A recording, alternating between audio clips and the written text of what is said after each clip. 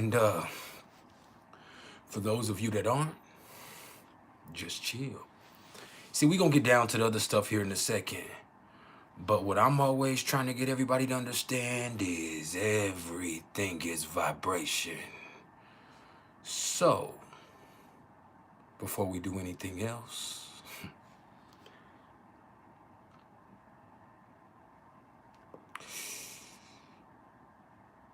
just vibe.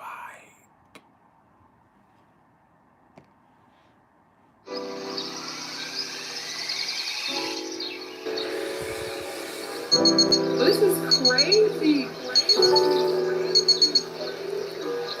Beat by Bless.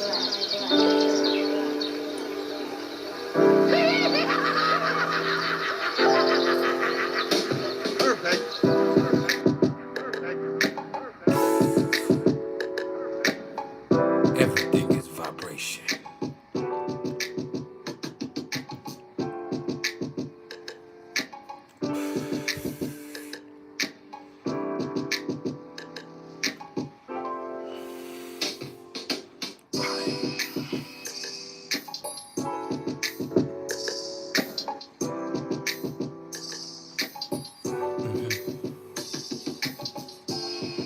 Bratty Beretta, what's up, baby?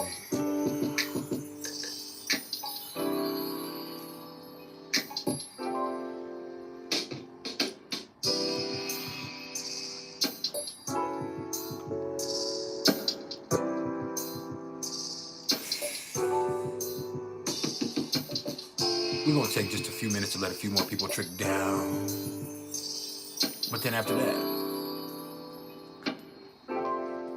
we'll get into what's going on astrologically, numerologically,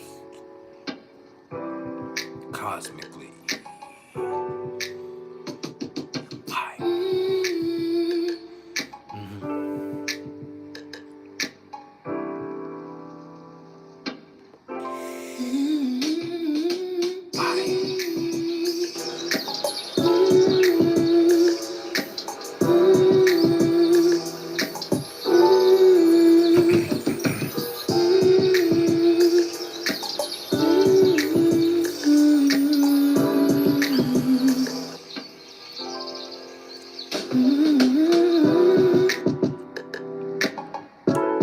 This is some Sagittarius moon vibrational therapy.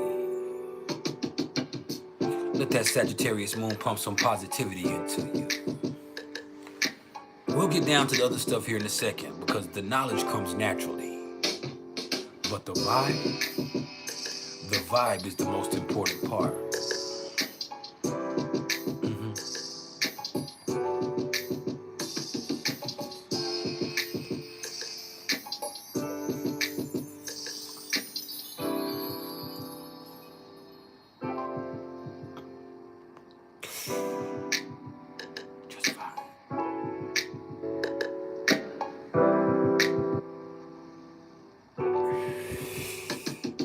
I'm blessed.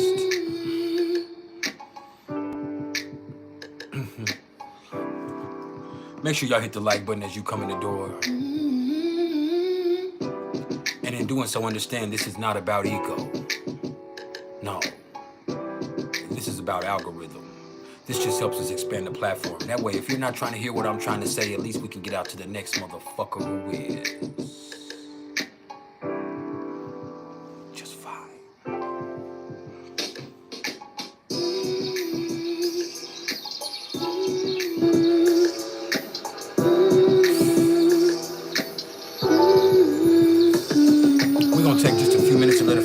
Trickle in and then we're going to get down to it. Now, we're going to touch on the transits and elaborate on the aspects that might be affecting you.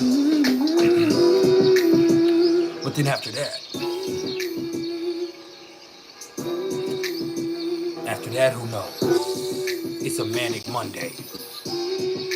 Or as we say astrologically, it's a manic MoOnDAY.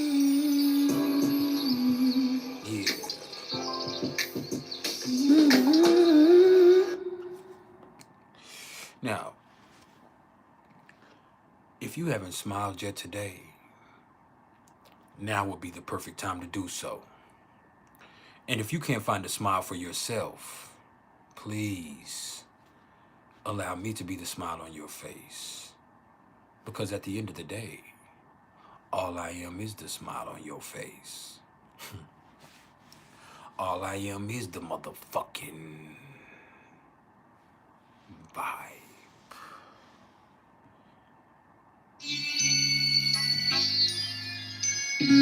This is crazy.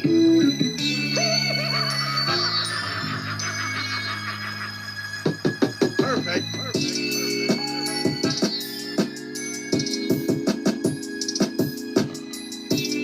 See, this is priceless knowledge of self. We are the Vibe Tribe. There are thousands of us all over the world. So we're not thirsty for subscribers. No. We're not hungry for attention either. We're just here to raise the vibration with knowledge and information. So we're going to talk about astrology and numerology and all types of stuff that helps you understand yourself better, but also raise that vibration. So if it ain't for you, swipe up, bitch.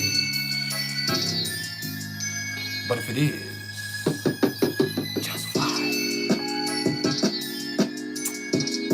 Because if you come in on some troll shit or some fuck shit, either myself or one of my constituents, meaning my moderators, are gonna ban you immediately. I'm talking about exile you expeditiously. And it's not out of hate, no. That's what you're doing. That's what disqualified you from the equation. This is out of love. As I just said, we have a vibration to maintain. So we'll get to the other more official things here in a second, but first,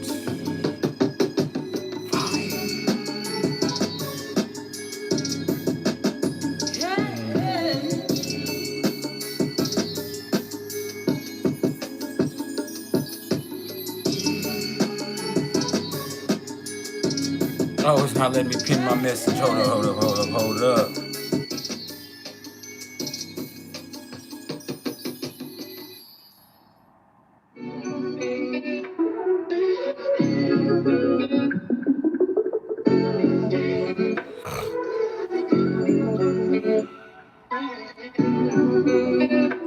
Shout out to Beats by Let's Zone Out Music. Let's Zone Out.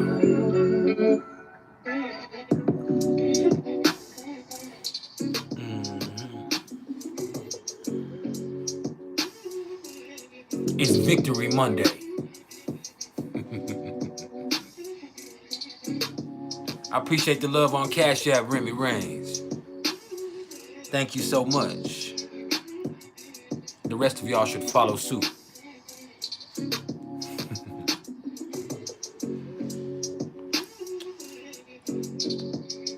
I just hope you know I love you.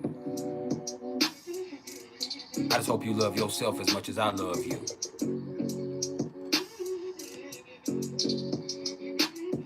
Just fine.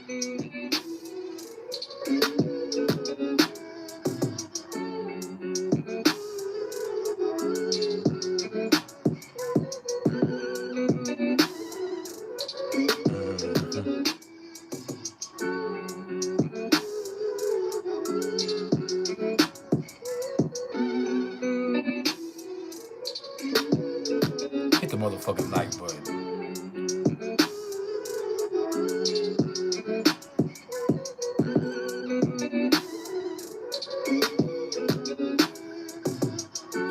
Let that Sagittarius moon pump some positivity into you. Because if I pump it into you, you might end up pregnant. And we don't want to do that.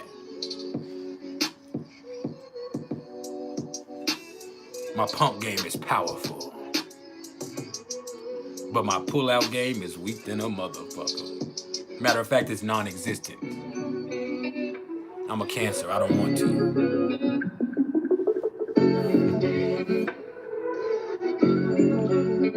I don't want to.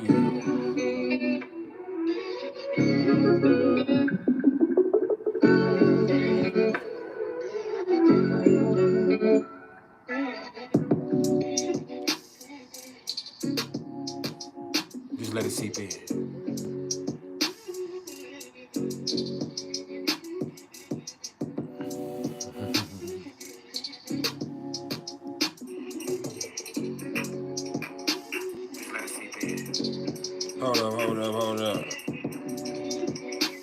There we go.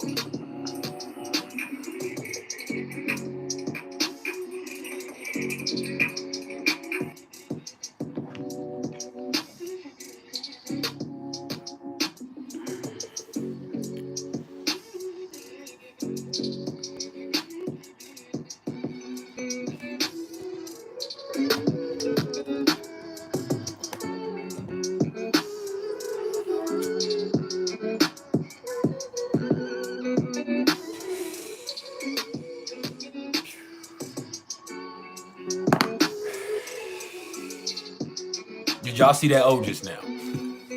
That was lucky as hell. That had to do with the Sagittarius moon. Did y'all see that O just right now? Rewind it just a few seconds and then come back, if you can. That was the perfect smoke ring.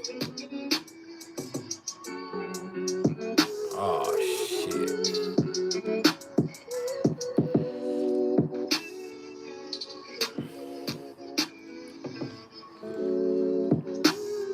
Just fine.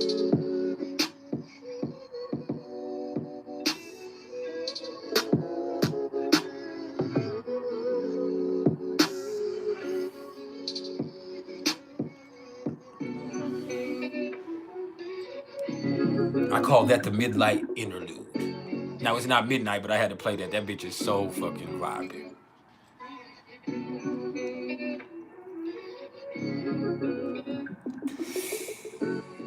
Yeah.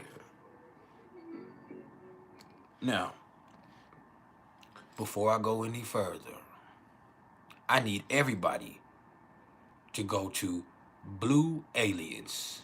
That's www.blu3aliens.com. As a matter of fact, the link is pinned right there in the chat. I need y'all to go check that out. As a matter of fact, I need you to go get something. And while you're there, use promo code PrIcElEs and you'll get 15% off of your order. But it also puts a little money in my pocket too. And that's going to be also supporting one of our Vibe Tribe members, the Witcher on these hoes.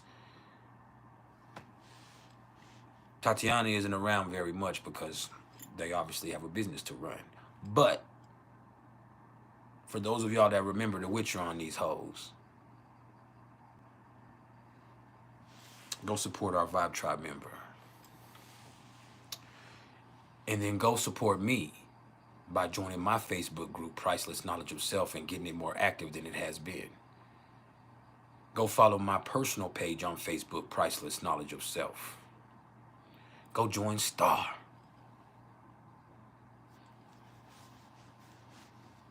Yeah, you know who the fuck we are.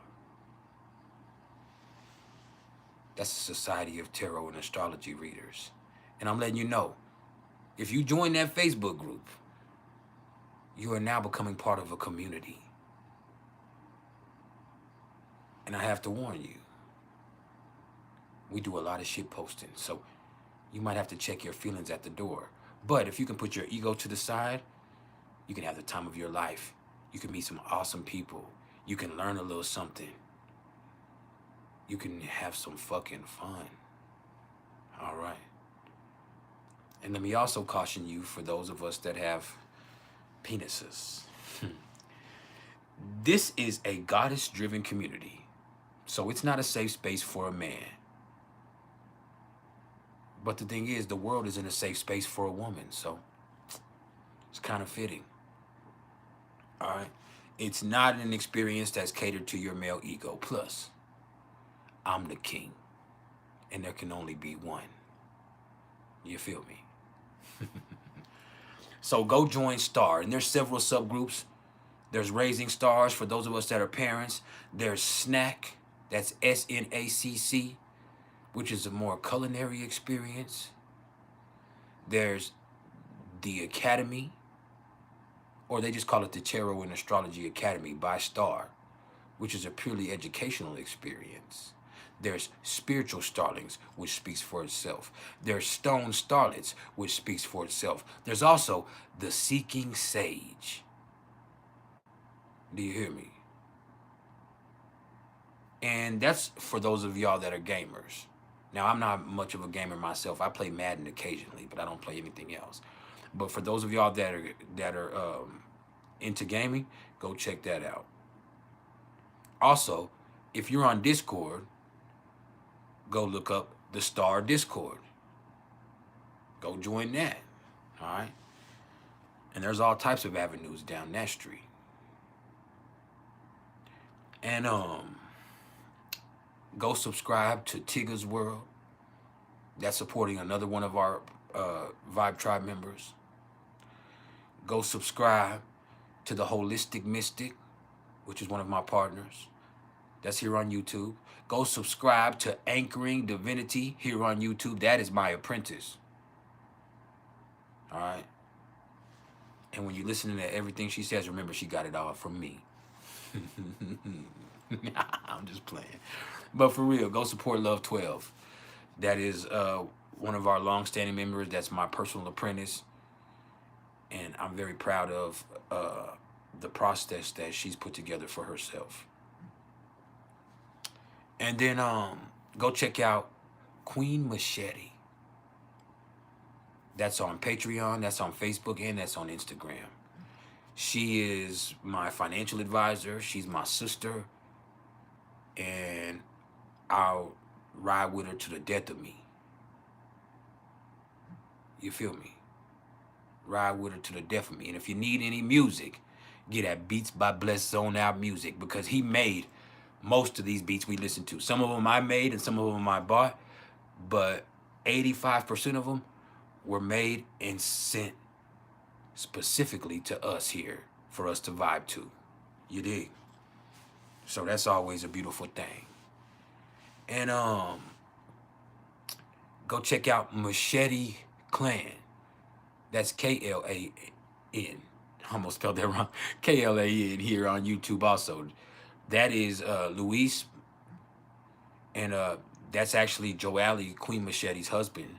But he does comics, he does anime, he does music himself. He has some badass fire flows. As a matter of fact, he has his own machete flow that goes hard than a motherfucker. So go fuck with him.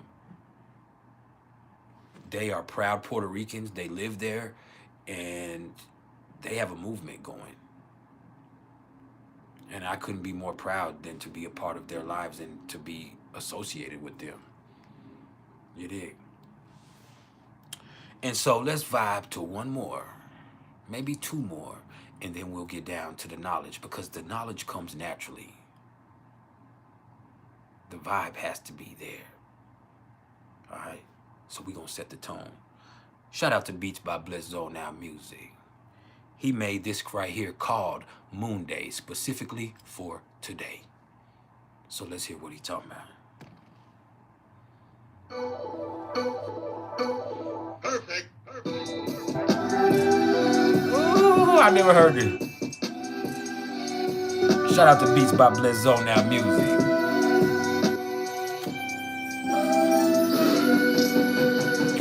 Let's zone out.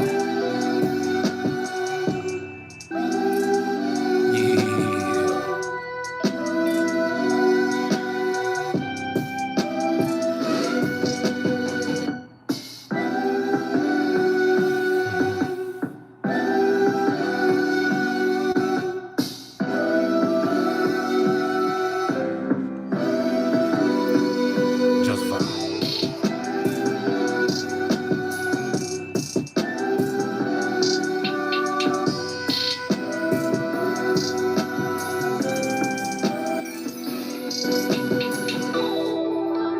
Shout out to all the tribal council members. That's Beats by ViBrAtIoNaL Music. That's Remy Reigns, or K. I said, babe.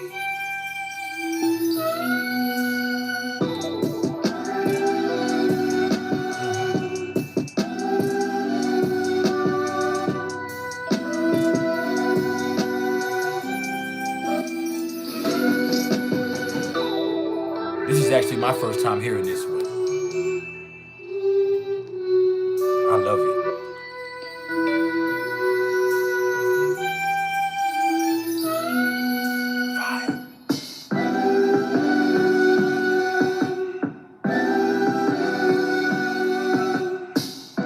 And Rach, let's not forget Rach.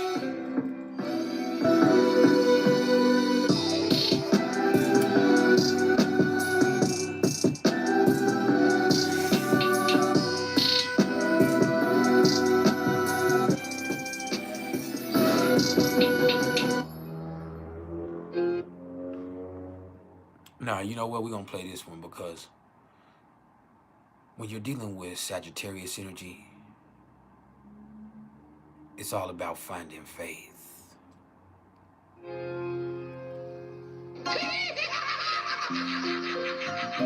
This is crazy. After this one, we'll get into what's going on cosmically.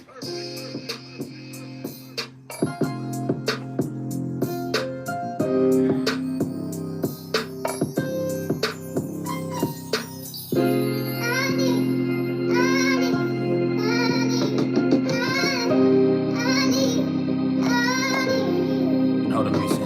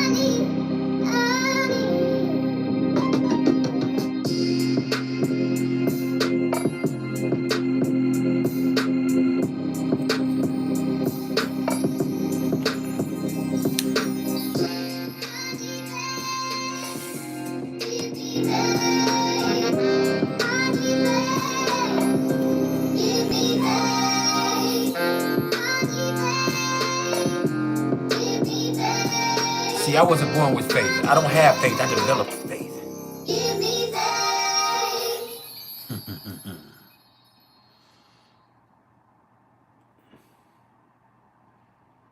Peaceful Aura said, how's the weather in Texas? I wouldn't know. I don't live in Texas. I'm from Texas. But I don't live in Texas. I will never live in Texas again. I'll always have love for it, but fuck Texas. I love the Dallas Cowboys. I'm from West Texas.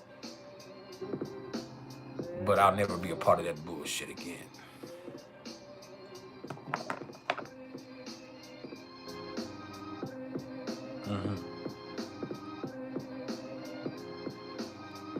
Just fine. Now, are y'all ready to get into what's going on cosmically?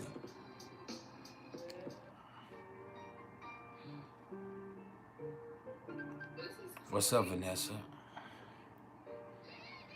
How you doing?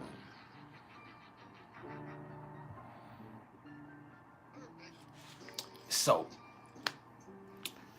oh man, the sun is at 15 degrees of Libra. And so the thing is,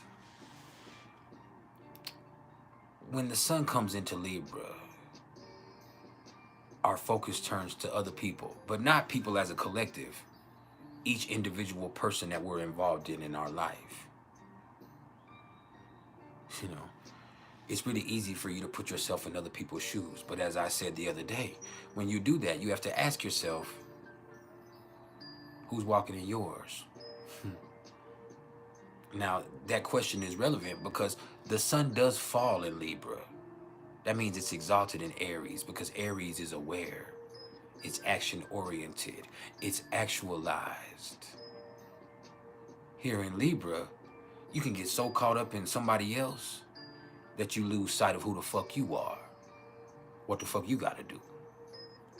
So objectivity is beautiful. But that means you also have to find out what's best for you objectively. You're a part of the whole picture. And with the sun sextile to the moon in Sagittarius, the big picture matters objectively. You see the interconnectedness of all things and all people. And that's beautiful. That can lead into some really positive insight. But also, it's real easy to get caught up worried about the wrong thing. But you'll learn. Oh, you'll learn.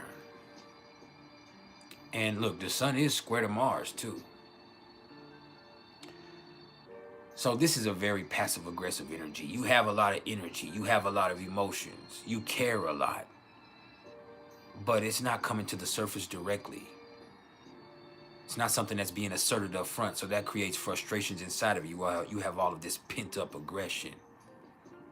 And you're worried about other people's reaction to however you're reacting or interacting. It's that simple for this to end up being a problem, because you felt some type of way for a while now, and you're not asserting it. You're not even expressing it. So when it does come out, it comes out way too dynamically. And then sometimes people will assert themselves just to prove they're not a bitch. But that shit is reactive.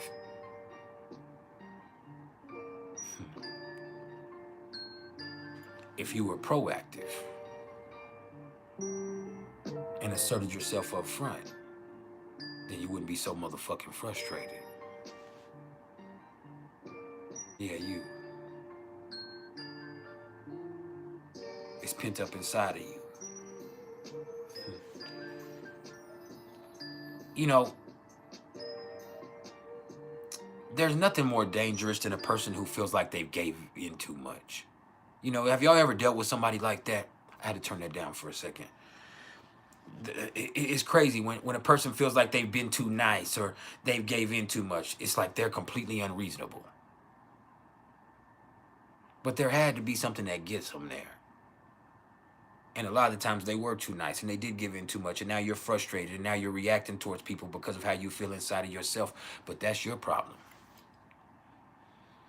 You should have kept it trill off the jump.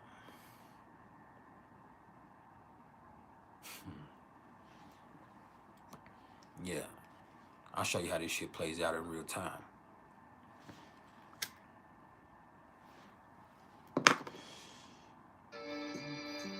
You feel me?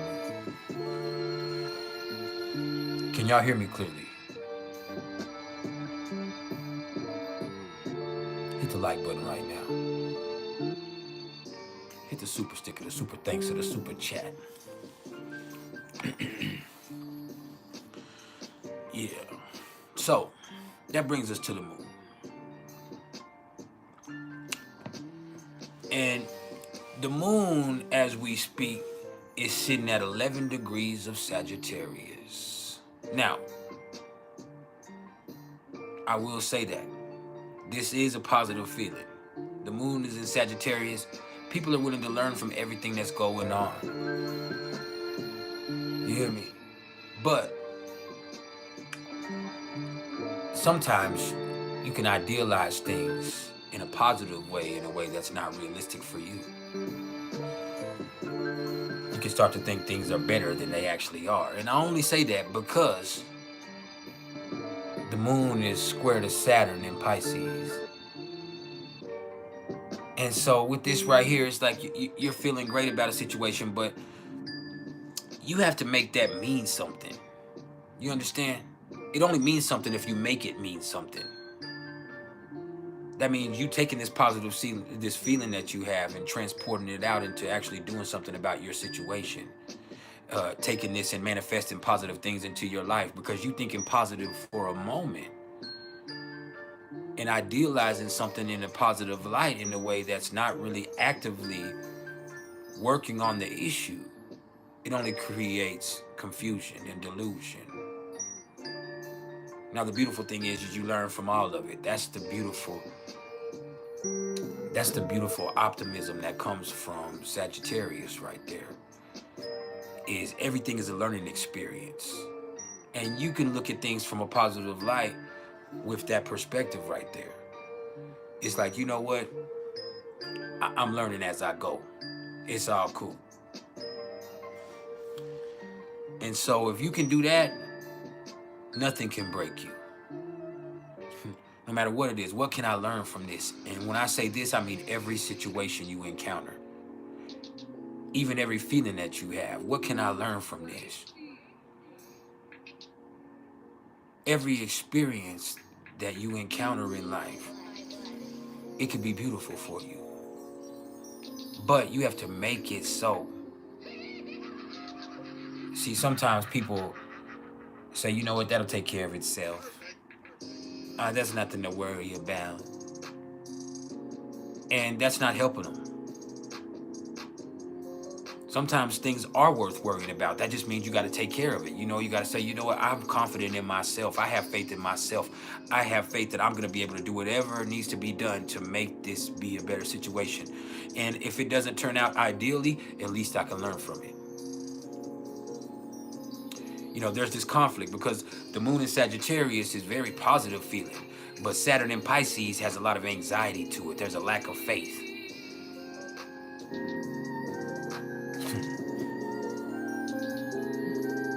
It's a whole motherfucking lack of faith.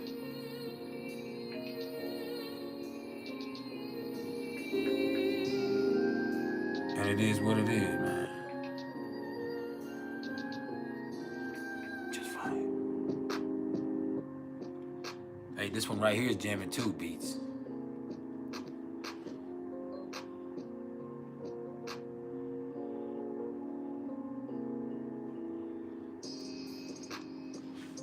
Now,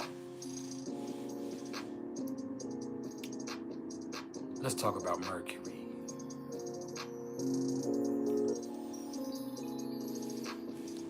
Mercury is sitting at 20 degrees of Libra.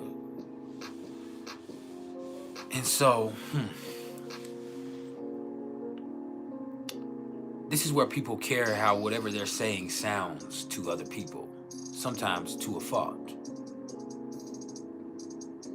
They're going to make sure that they're saying the right thing in the right way.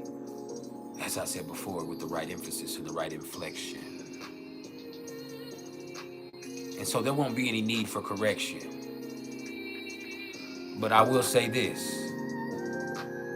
You got to be careful with this energy because motherfuckers are going to be charming. They're going to be articulate. But they might just be telling you whatever they think you want to hear. And that's not always beneficial. And as they say, if it ain't beneficial, it's artificial. This is Libra energy. This is Mercury in Libra. You feel me? If it ain't beneficial, it's artificial. And sometimes the shit that people are talking about is artificial because they're just saying shit just to be saying shit, especially with Jupiter stationed there in Gemini. It's trying to this. See, Mercury is trying to Jupiter in opposite to Chiron. Chiron in Aries being awareness, assertiveness, truth. And so with Mercury sitting here for the next few days and still having this trine to Jupiter, it's like people are speaking very well, but that doesn't mean whatever they're saying is worth listening to. And people are going to be game tight. You better be careful over the next few days because motherfuckers are going to be finessing. I myself have actually laughed several times at things that I've said today in the way that I've articulated it in the plays that I've made on words. Like I have, I'll just be like, you know what, you said that shit right there. But I was also just talking shit, making fun of people, and just spinning shit the way but I was like, man, the way you said that shit is live. And I've been feeling myself all day with this. Now, this happens to be conjunct my rising and on my part of fortune. So this is what I do best. But I've been texting people today. We're not texting. I've been commenting on stuff on social media because I don't text people unless it's a client or my lady. Let me clear that up in case she's listening. But nah, when I say texting, I mean using my phone and the text on my phone. That doesn't mean text messaging someone to their phone number. See how I have to clear that up just talking? But anyway, people are going to be talking a lot over the next few days, and they're going to be saying exactly whatever you want to hear. You yourself are going to be saying what you think people want to hear. And so while it might be beautiful, it might be positive, that doesn't mean it's productive. You have to make it productive. That means you do have to assert yourself up front and just do that as diplomatically as possible. All right? You don't have to flatter anybody. You don't have to impress everybody. But what you do need to do is just be straight up. And you don't have to be rude in doing that. And that's where a lot of people get caught up. They think, oh, because I was talking a lot of shit or I was being blunt, this makes what I'm saying more effective, or this makes what I'm saying more righteous than what the next person is saying. And no. Sometimes you do need to assert yourself up front, but you need to do it as diplomatically as possible.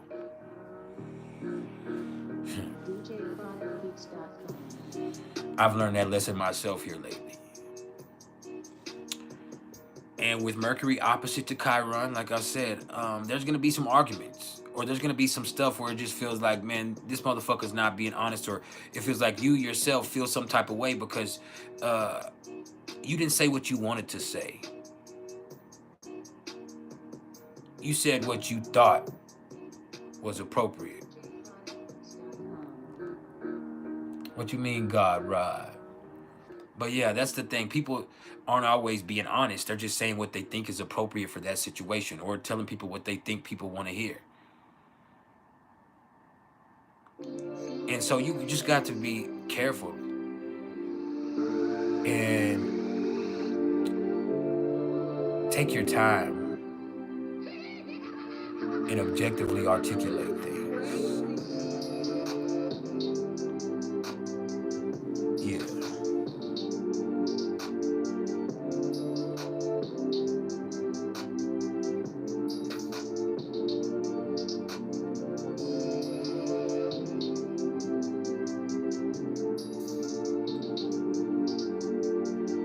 Smile right now. I mean right motherfucking now. Rema Tasmi. Yeah. It's one of them days. So let's talk about Venus. Because Venus is now at 17 degrees of Scorpio. So this right here is powerful. This is where your love nature starts to operate at extremes. As a matter of fact, your feelings towards other people start to operate at extremes. So people are gonna love intensely, but they also are gonna hate people coldly. You know, and sometimes it feels like you love and hate the same person because you have such strong feelings that you mistrust those feelings. You have such strong feelings that it makes you feel too vulnerable and insecure, and you resent that. You know, you start to look at somebody like, man, I'm weak behind you, motherfucker, and I don't like that.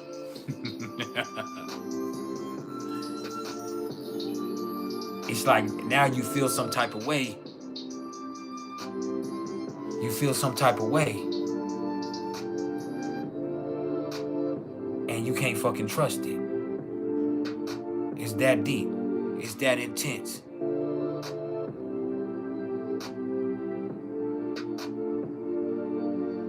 Because a feeling like this, it has to be dangerous. Right. Now, sexually, let me tell you, this is one of those really sexual times over the next few days. Because Venus is trine to Mars. And this is Scorpio and Cancer. So this is very emotional and sensual. It's very passionate, but it can also be dangerous. This is strong emotions being evoked. That means if somebody puts that thing on you over the next few days, you gonna catch feelings if you haven't already. You gonna catch feelings. And when you catch feelings, it's gonna be great in that moment, but after that, it's like, oh no, I'm too exposed.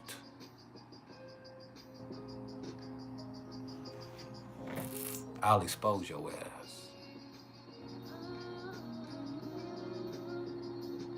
Yeah, I know. Hit the like button if I'm fucking handsome.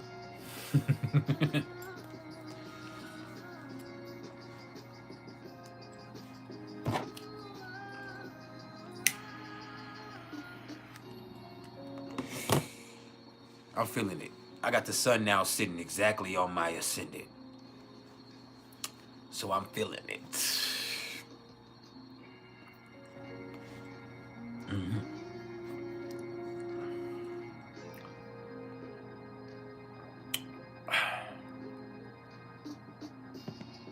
Now,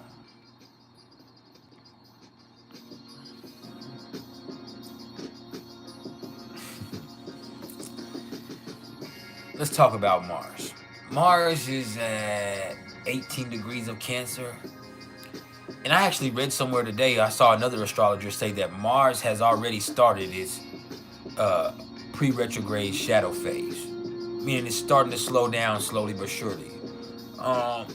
I wouldn't say it that is that this soon because Mars doesn't actually station retrograde until in December. And it's actually going to go all the way through Cancer, get to Leo, and then it'll station retrograde and come back through into Cancer.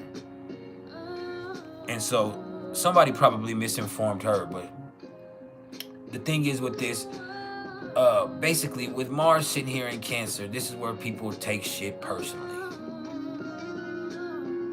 And people are in their feelings.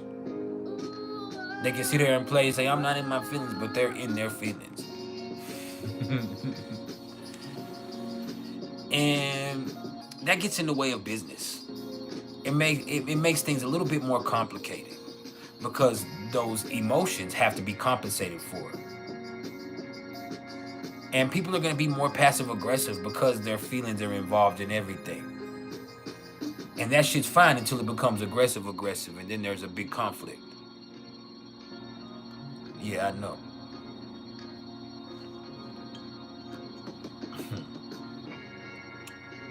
But yeah, people are just largely more emotional.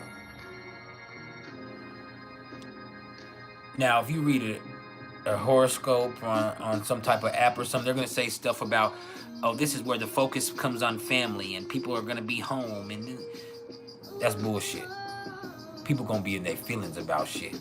And they're going to try their best to put on that outer shell and hide it or to act like it's not bothering them. But all they're doing is taking that shit and burying it deep down and making things more complicated because this is where grudges are created.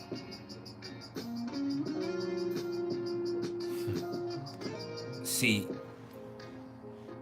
as a Mars in Capricorn, my only grudge is with success.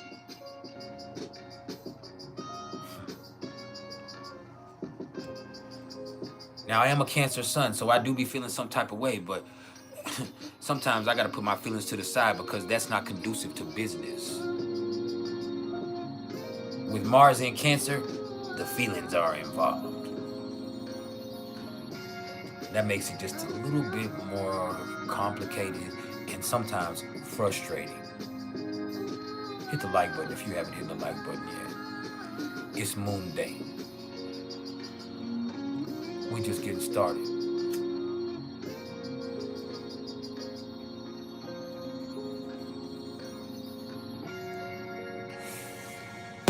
Now,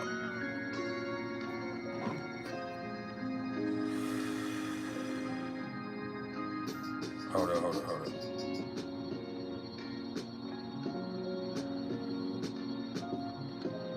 All right, we good. Sorry, I had to check my messages.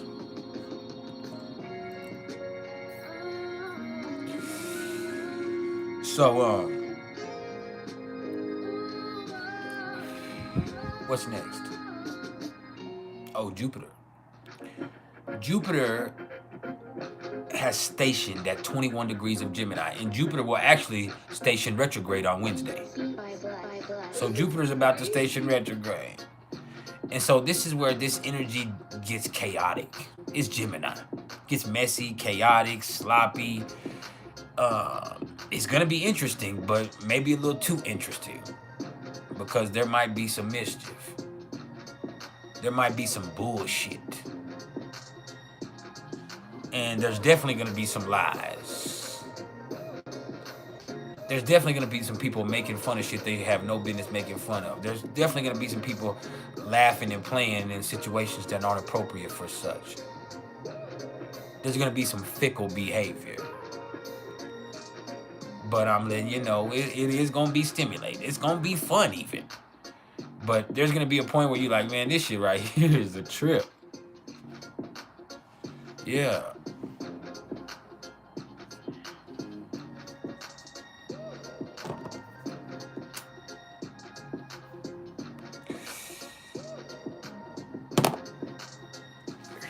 It's a trip, man.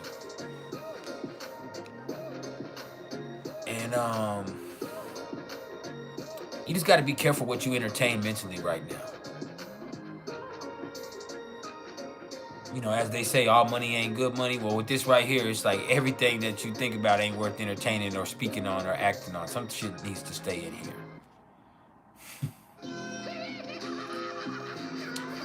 Some shit needs to stay in here.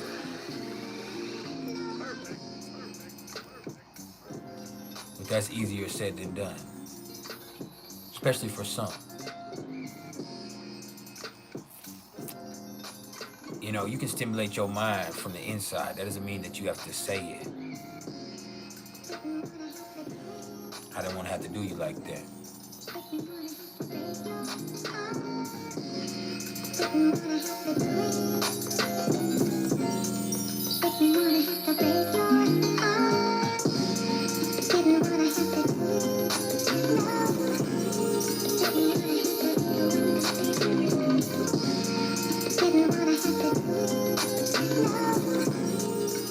Now, the beautiful thing is, over the next few days, the sun will trine Jupiter.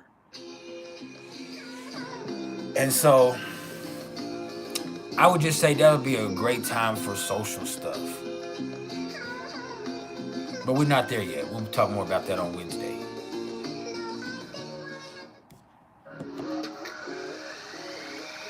This is crazy. That's how you know you wrote a good one. And that you got a good cigar. If that bitch keep going out like that, you fucking with quality.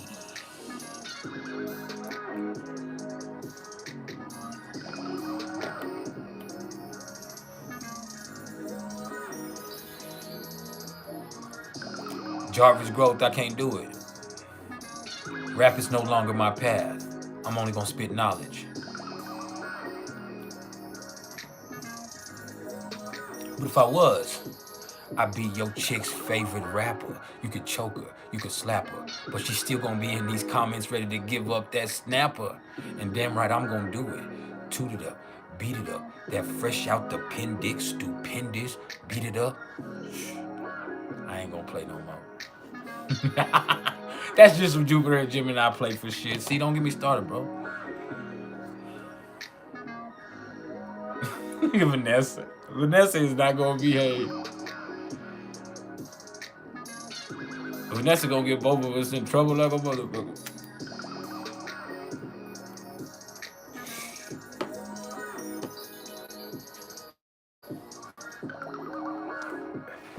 But hey, it's all a learning experience. The moon is in Sagittarius. It's just a learning experience. Let me also say, with the moon in Sagittarius, there's a restless energy. People are restless. They want to get into some shit. And Jupiter and Gemini will create some shit to get into. Oh yeah. Like tomorrow morning will probably be a trip. I'm just gonna let you know. Tomorrow morning, when the moon is sitting there opposite to Jupiter, that shit's probably gonna be a trip for some people. Like, there's gonna be at some point where you're like, this shit is crazy, or this shit is dumb. But yeah, we'll be alright though. Now, Jupiter is still sextile to Chiron. So you just have to be aware of yourself. That'll help every situation. And sometimes you're going to make mistakes that make you be aware. Sometimes you're going to speak too soon or you're going to say too much. But that's all right. As long as you learn from it. And that's what Chiron is going to help you do.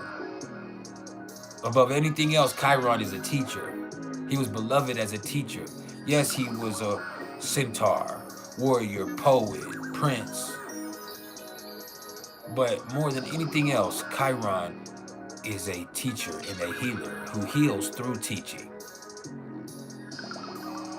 And so with this, it's just lessons learned. And you're going to learn today. Yeah. You're going to learn today.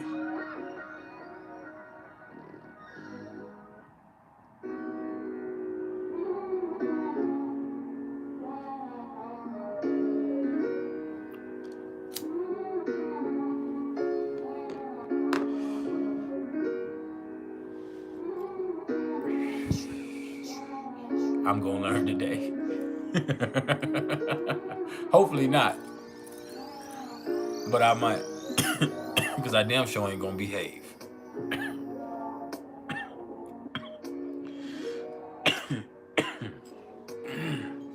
Damn sure ain't going to do that.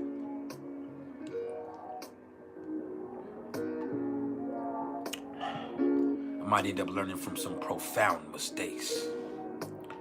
What's up, Russia? Now, let's talk about Saturn. Dun, dun, dun, dun. And Saturn is retrograde at 13 degrees of Pisces. And it's going to be retrograde until November 15th. So we got just a little over a month of Saturn remaining retrograde. And then it'll station, and then it'll finally start moving forward. To where it will go all the way back through Pisces and go actually into Aries before it retrogrades again. Shout out to Bulgaria. You got me bulging. Not Belgian, bulging.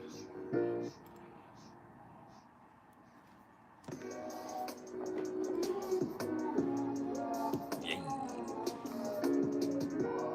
See, y'all make me inappropriate, and that's not right. You need to hold yourselves accountable. That I be trying to be here and to give y'all everything I can to teach you and preach to you. And y'all try to draw me into your secular fantasies.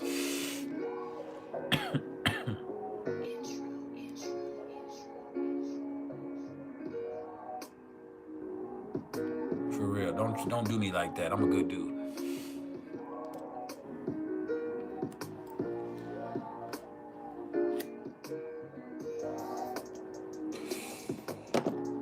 For real, it's y'all. And you can't be acting like that because Watkins Cat House is a snitch and a judge. Watkins Cat House is a judge and a snitch. She judging, and she'll tell it if she gets a chance.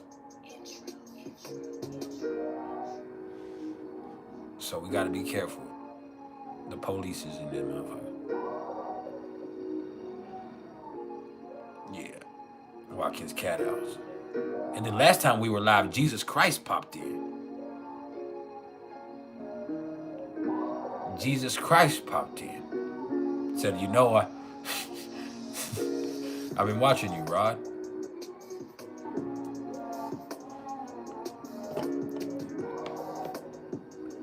Like, you got to be careful. We had Jesus himself, Jesus H. Christ, popped in last time.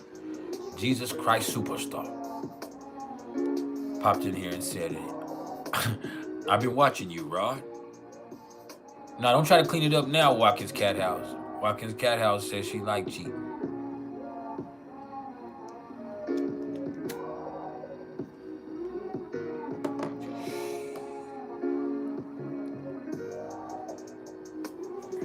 Yeah. Beats distracted while I misbehave.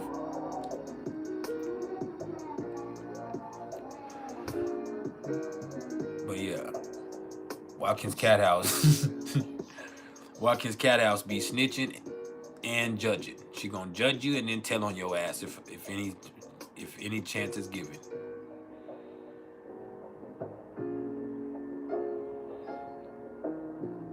My wife busted here the other day. Watkins Cat House was yelling at her screen. He's in here flirting with the hoes.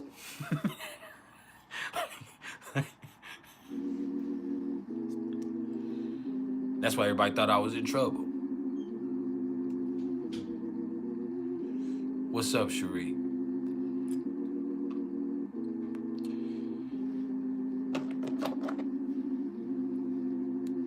But I don't get in trouble. I run this.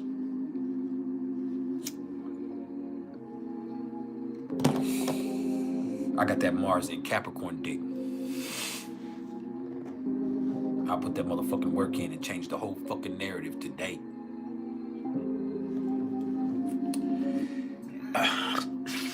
I'm about to sneeze. No. I don't want to sneeze.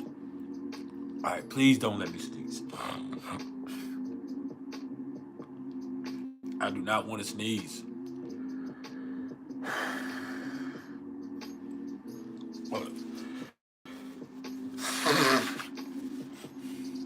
All right, no sneezing. I always want to make an excuse. No, it ain't got nothing to do with your stellium in the second house. It has to do with the fact that that motherfucker did you wrong, and now you're motherfucking jaded, frustrated, and salty than a motherfucker.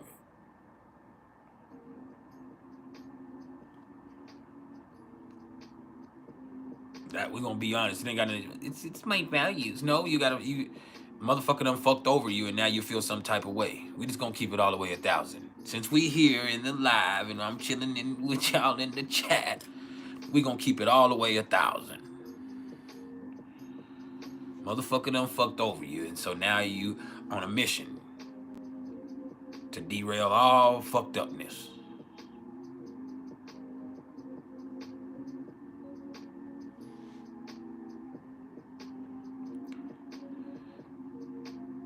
A neck, is that how you pronounce that? A neck. You said you're dealing with Cancer Mars right now. It's conjunction your natal ascendant in the first house. What are my thoughts on that? I mean, you're very sensitive right now.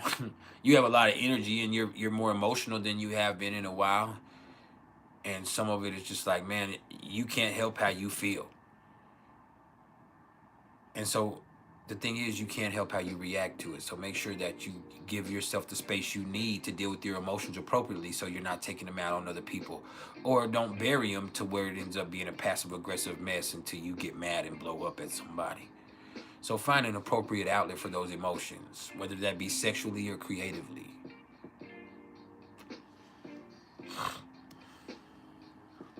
You feel me?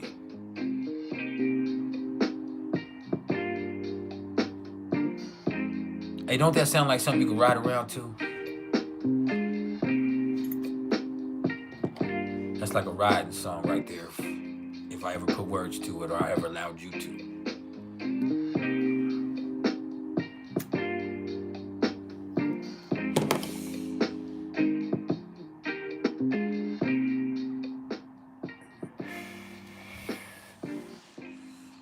Here comes Heather.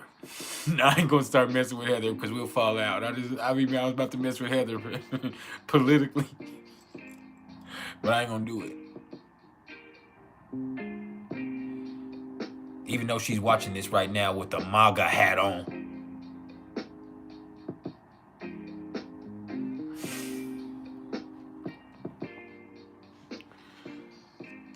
Yeah. She in here watching this right now with a MAGA hat on.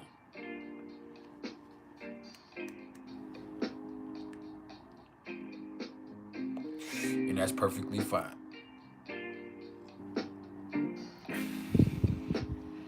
Man, y'all distracted me from the transits. Serafina, you said the moon disappeared for a while. It was an eclipse. It was a new moon. I'm just messing with you, Heather. Don't start.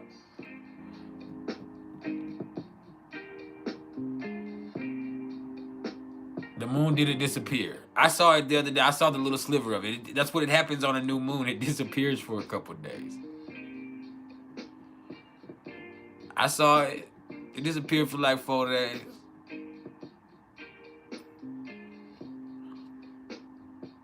It was just a new moon. It was an eclipse. The moon did not really disappear. You just couldn't see it.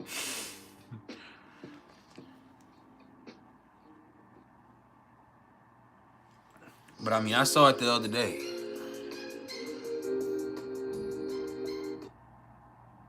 And before we get into the second moon nonsense, let's talk about this real fast before we go any further. I knew you was about to say that. It is a 44-foot rock. So we would not be able to see it. As much people say, oh, the second moon. We would never be able to see it from here. The second moon is a 44-foot rock. No, it's not visible. It's a 44-foot rock in space. You can't see it with the naked eye. And people, I saw somebody say, people are really acting up. I saw a post on Facebook. Somebody said, people are really acting up. It must be this second moon. People's blood pressure is really high. It must be this second moon. No, people's blood pressure is high because they big backs. People's blood pressure is really high because they're letting themselves get frustrated unnecessarily. People's blood pressure is really high because they're not drinking enough water or taking care of their kidneys. That's the truth, motherfucker. You're not being affected by a 44-foot rock in space. Whatever space is, if there is space. Because we all know I'll get into a whole fucking another deep dive into that. Because I believe in the energies that are represented by the planets as far as me being an astrologer. But I'm not sure. And when I say I'm not sure, that doesn't mean I believe one thing or the other. Because when you say I'm not sure about something, they think that that means it's a disbelief. I'm not sure that I actually believe in space as the way they have portrayed it to us. And I'm not sure if I believe it's in the ocean, even though that's a possibility. I'm not sure what I believe. That doesn't mean I believe one thing or the other. It just means I'm not sure. I haven't made up my mind, and I probably won't ever, because there's no way to know for real. I'm not going to be somebody who gets to go to the moon or go to space, so I will never really get to know. All I'm going to be able to do is be listening to what I'm told by people. See, a lot of people, they don't get that. Because no matter what your opinion is and what you perceive to be as fact, you could never know until you know. And if you haven't experienced it, you don't fucking know. You just know what you're being told and how it's being portrayed, one way or the other. See, that's the truth of it. A lot of us don't want to accept that. There's no way for me to ever know what space is or what it's like or what's really up there or what's really going on, because I will never be an astronaut. All I can do is say, well, this is what I'm told and this is what I believe, or this is what I perceive. You feel me? It's more or less like there's no way for me to really know for a fact anything, because I just know what I was told and how it's portrayed. And we've learned over the last few years that the history books is definitely exclusive to what they allow to be interred into these books. We know what they're teaching us in the schools is not exactly fact. It's a portrayal that they want us to accept because that's the narrative that they want us to believe. You dig?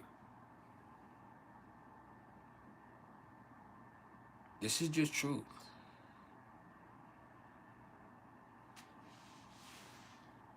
Hold on, let me put this out. I gotta call Junior. Junior!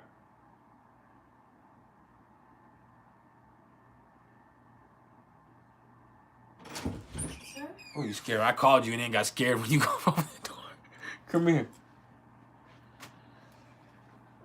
You in here eating nothing but candy and gum, right? No, I just got gum.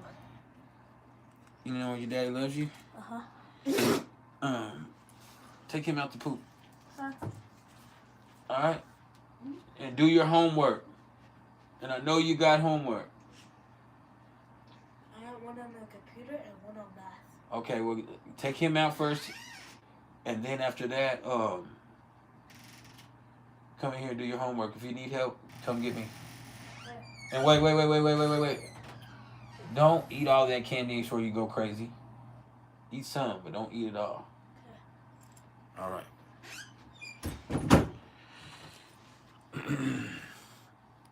called him, and then I don't know why when he opened the door up, I wasn't expecting him to come or something, or I'm just high, whatever the fuck it was, but it scared me for a second. That's my baby. I love my baby so much. Out of all my kids, he's the only daddy's boy. I mean, I have great relationships with all of them, but he and I are very close.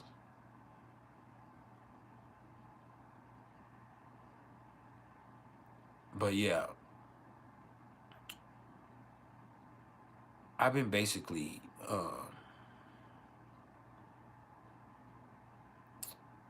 I forgot what I was gonna say. Let me get back to the transits. Saturn in Pisces, man.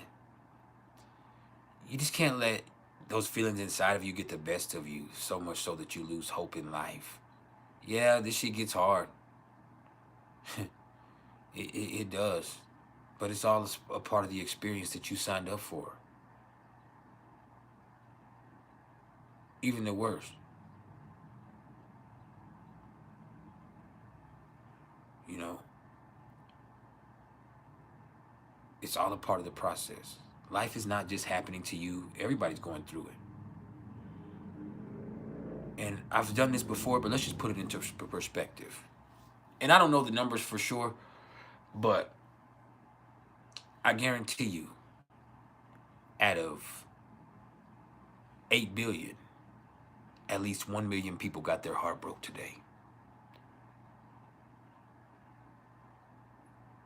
At least 500,000 people got evicted today. 50 million people got addicted today. They did drugs for the first time today, or they tried a substance today and it fucked them up.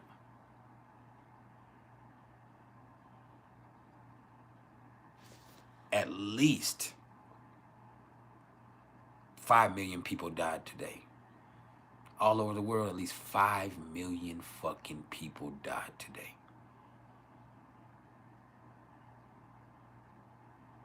Another 5 million people got diagnosed with cancer today.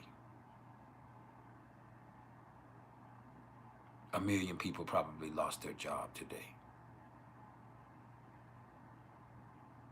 Somebody's getting abused, guaranteed.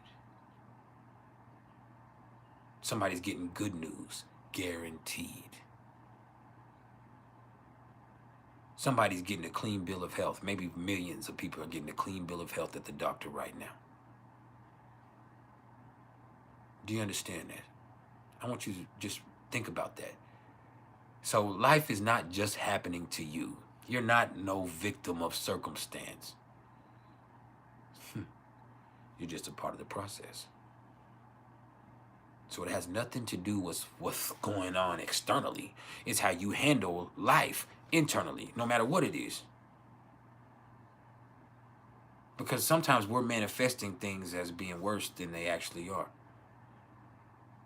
You let fear take hold of you, and then it changes your whole fucking life. I've seen it happen to me over the last year. I'm a completely different person than I was 2 years ago. And I mean, that's cool. I'm a Pluto in the first house, so I'm used to these type of drastic changes. But Saturn powered this right here. It's not just a whole bunch of maturity. There's some emotional maturity that came along with it, but I've never been this scared. And I've never been this miserable. I love life and I still enjoy myself because my moon is in the 5th house, but I've never been the way that I am now.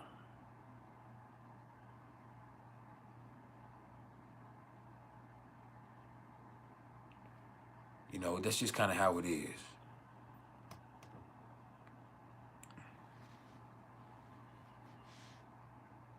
Like,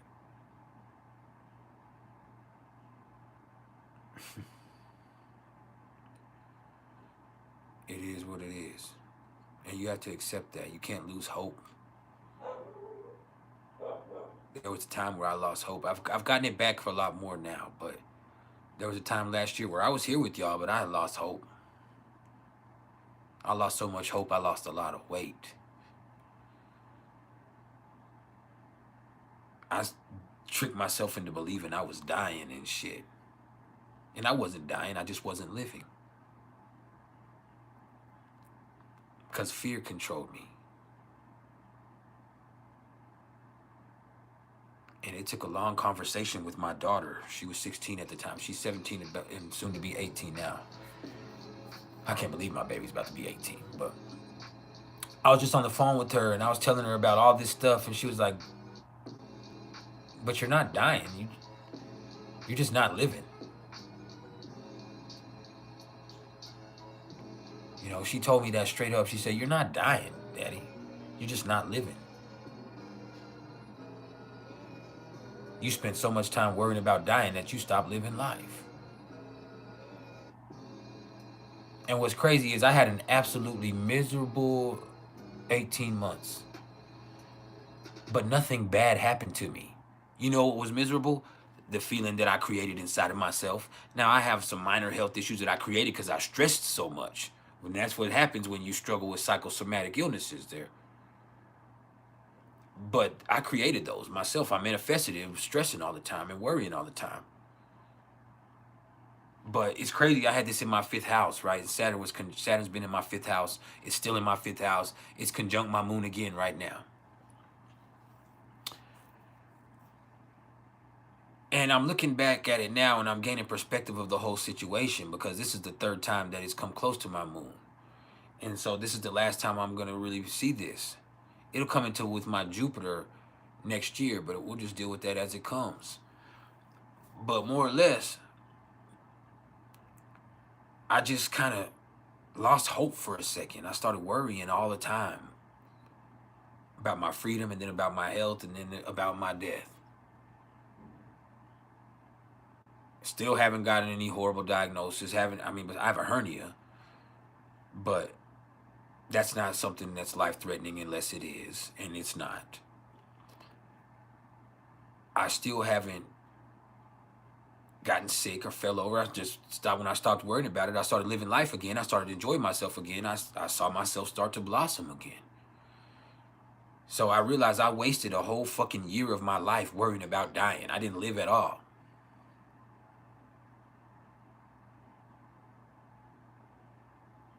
Slept in a separate room from my lady for a whole fucking year. And there was nothing wrong with us. It's just a feeling inside of me. I sat there and had all of this shit and I was just worried. And it just was worry. The problem was the worry. The problem wasn't the situation.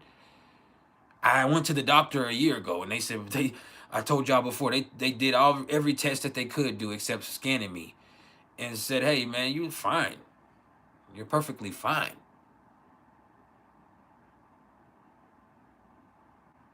You need to stop worrying. And so the fact of the matter is, sometimes what you're worrying about, pardon me, is worth worrying about. And sometimes it's not. But you have to figure that out. And the only way to do that is to go inside of yourself and figure out what's going on inside of you.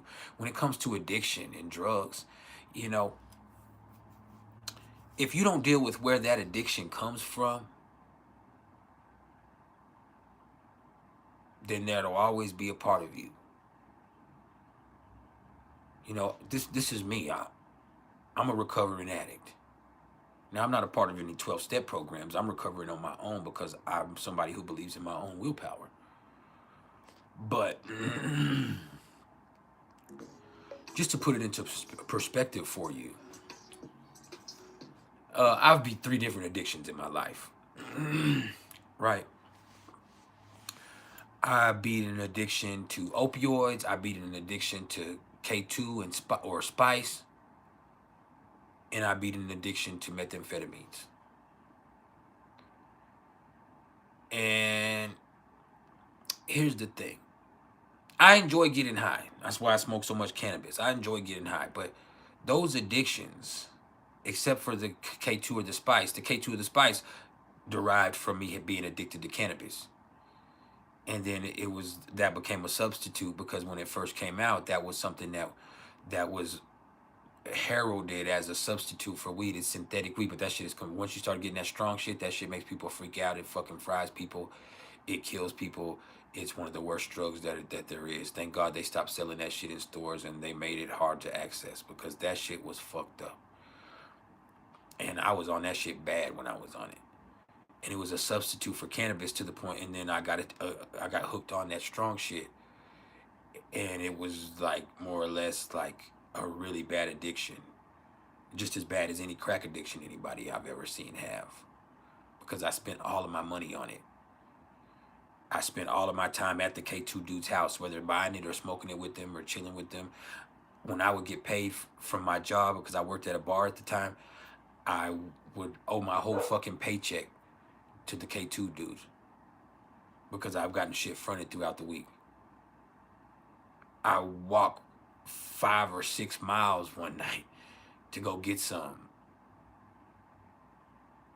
Like, I was a trip, man. Until I freaked out. I freaked out a couple of times. And my wife, she saw me act the way I did, and she just said, "Hey, look, you're on that shit bad, and I'm telling you now, like, I love you, but I didn't sign up for this. You scare your kids, you get on that shit, you're always on it. And so you can either get off that shit or you're gonna lose your family. You're gonna have to move the fuck around. You'll always be able to come see the kids, but you can't, we can't do this." And I quit right then. I said, I won't ever do it again, and I won't. My family's more important to me than anything. I mean, that's how I am when it comes to my family. And so she said that. She gave me that ultimatum. I made the choice right then. I wasn't fucking with that shit anymore. I told the dude, "Hey, I'm done." I went through the worst withdrawals you can imagine, and I had an opioid addiction. And I'm telling you, as much as people are scared of getting off heroin or getting off opioids, that K2 withdrawal shit was worse. No sleep for 4 or 5 days, in a fucking cold sweat the whole time, convulsions, fucking, that shit, like, once you get hooked on that shit is horrible. Like, ooh, that shit was bad than a motherfucker. But I endured that shit, and now I think that shit is stupid and trash and the weirdest, stupidest shit. Like, I don't know how. And it was a short addiction. Like, it wasn't something I was doing for years. I got out of prison. I did it a couple of times, but then I moved to East Texas from West Texas, and I got involved with this dude, and that's what all he did. And so we hung out, and I was on parole, so I couldn't smoke weed, and so I started smoking that shit, and then I eventually just got to a point to where that's all I did constantly when I wasn't at work. And then I started doing it at work, and that was a problem too, because my coworkers at the bar were like, "Bro, you can't be bouncing at a fucking bar and you're falling asleep standing up, or you're fucking unintelligible." And so that was an issue. Before that was the opioids, and though the opioids and the methamphetamines were completely different, because those didn't derive, and I had to do a lot of shadow work to understand where this comes from. Those don't derive from me enjoying getting high. Those derive from my sexual addiction that I have, or had then. See, I took opioids because they make you last a long time having sex. Like, if you're on, that's what they call that dope dick. When you're on them opioids, and methamphetamines is similar, not for the people that can get hard, but it's not like cocaine where you might have noodle dick. But basically, opioids, and for me, it was the hydrocodones or the Loratabs or the Lorcets. So those basically, when you take those, that shit will make you not, you'll be able to go for hours basically without coming. Just to put it in plain, I was gonna think of a better terminology, but basically you can go as long as you want to without coming. You come when you want to, and a lot of people don't know that. I don't know what it does as far as making it be like that, but you can fuck for a long ass time on those. And so initially I started taking, it was like I take them, and it's not like you're getting real high off of them, but you get a feeling off of them, and then after that, you're like leaning, but you're not sleepy with the hydrocodones like you would be with codeine. Like if you take codeine or Tussinex or purple syrup like they do in Texas where I'm from, um, you could probably have sex because of the codeine for a long time, but you're sleepy. On hydrocodone pills, you're not sleepy. You're just feeling good. There's no pain. There's a slightly euphoric feeling, and you're able to last a long time sexually. And so it started out as I would pop one, and then I would snort one, so I could have sex for a long time because I'm a freak and I wanted to lay up in the coochie for hours. That's what I wanted my MO to be. I'm that sexual and sensual in that way when I get involved like that. And so I started doing it, but then it started just being something that all the time. And then I had access to them through somebody that I was involved with. I would be I sold drugs too at that time. And so I rapped and I sold drugs. And so I had a connection to somebody who sold them. And my stepmother's lost almost her whole life because she's addicted to those pills. My sister was addicted to them way worse than I was, but she was addicted to them also, those hydrocodones. And my sister also was addicted to 4-bars. I never had a 4-bar addiction because I overdosed when I was 16 on Xanax, and I never liked it again after that. And after I overdosed, I had no tolerance. I could take a quarter of a bar and it would fucking knock me out for a day. Before that, I had took 8 or 9 Xanax bars one night, and I was drinking and I overdosed and ended up having to get my stomach pumped when I was 16. I'm a Pisces moon. There's no excuse for it. I liked getting high. But anyway, I would just take one, I would pop one, Lortab or Lorcet or hydrocodone 10, Watson, however you want to call it, and then I would snort one. And then you'd be able to have sex for hours on end. And that's what I love to do. And if I wasn't going to have sex on it, I'll get high, I'll take a couple of those and I'll freaking jack off. Because I also had a porn addiction. And so I was always looking at pornography. I was always downloading pornography. And then that's how it kind of ended up being with the methamphetamines. I did the same thing with the methamphetamines. I got high on it one time, just in passing with this female. She's like, hey, I was selling it, and then it was moving slow, and she's like, let's smoke some. And my stupid ass got caught up in it. And I'm like, all right, fuck it. And so we did that, and we laid up in the hotel and had sex for hours and hours and hours, maybe a whole weekend. And then it was like just tweaked out fucking each other. But then it was just like, after that, it wasn't always just sex. It was pornography and playing, messing with myself too. And so all of that shit stemmed from that. And so when I addressed the sexual stuff and I addressed the pornography addiction, I simultaneously addressed the other addictions and the root causes of them. I stopped taking the pills a long time before that because the withdrawals. And once you were addicted to opiates, you know how that is. So something happened, and it would be harder and harder for me to get off of them while I was on parole.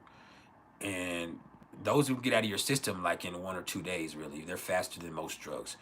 But the fact is being able to get off of them for 1 or 2 days means you have to start dealing with those withdrawal symptoms, which is the flying shits and it's really bad digestive issues because of the suppression that the codeine puts on your digestive system. And so you do all of this, and then it just wrecks you, and you're just like, man, and that's why I have digestive issues now. When you think about it, you start to think, and this brings it back to Saturn and Pisces. It's like all of this stuff, I have these digestive issues. Well, I have digestive issues and all this stuff because I wasn't really kind to my body.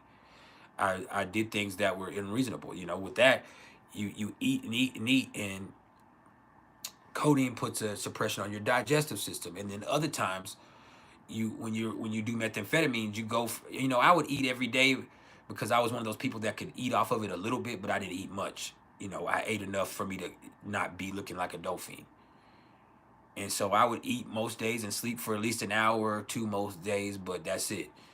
And so I would, eating a little bit, but I would still go for days without drinking water the way that I'm supposed to, go for long periods of time without sleeping and eating. Sometimes you're up 4 or 5 days and shit like that, and you're like, damn, I've been up for some days. And so that shit just became a point to where I put myself in those positions to where I messed up things.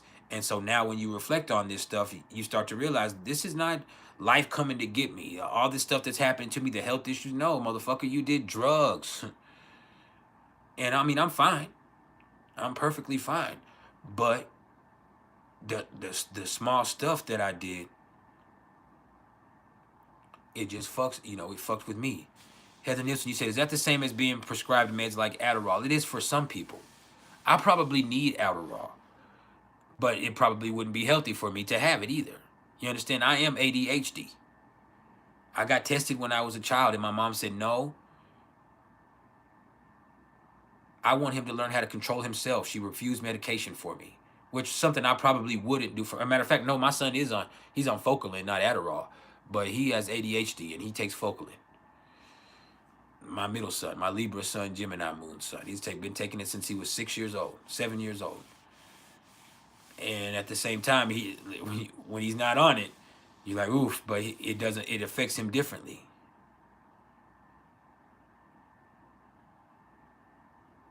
You know, it affects him differently. So for me, when I did dope, I played with myself and I had sex with lots of people for hours on end. Like that's what I was trying to do, was have sex. It was a sexual thing for me. But it's like you're high and you're not in your right mind, and that you push the envelope with that shit. You get nastier and nastier. Even with pornography, once you have a pornography addiction, you start out one way. You're just looking at porn simply, and then you get into this, and then there's so much, you keep pushing it further and further and further until you're into some really freaky ass shit. Like some really, you like, damn, like you into some really freaky ass shit, and then that desensitizes you from real intimacy. So you can have sex with anybody, but you're also high on drugs, and you're having sex, and it's great sex. But at the same time, you are not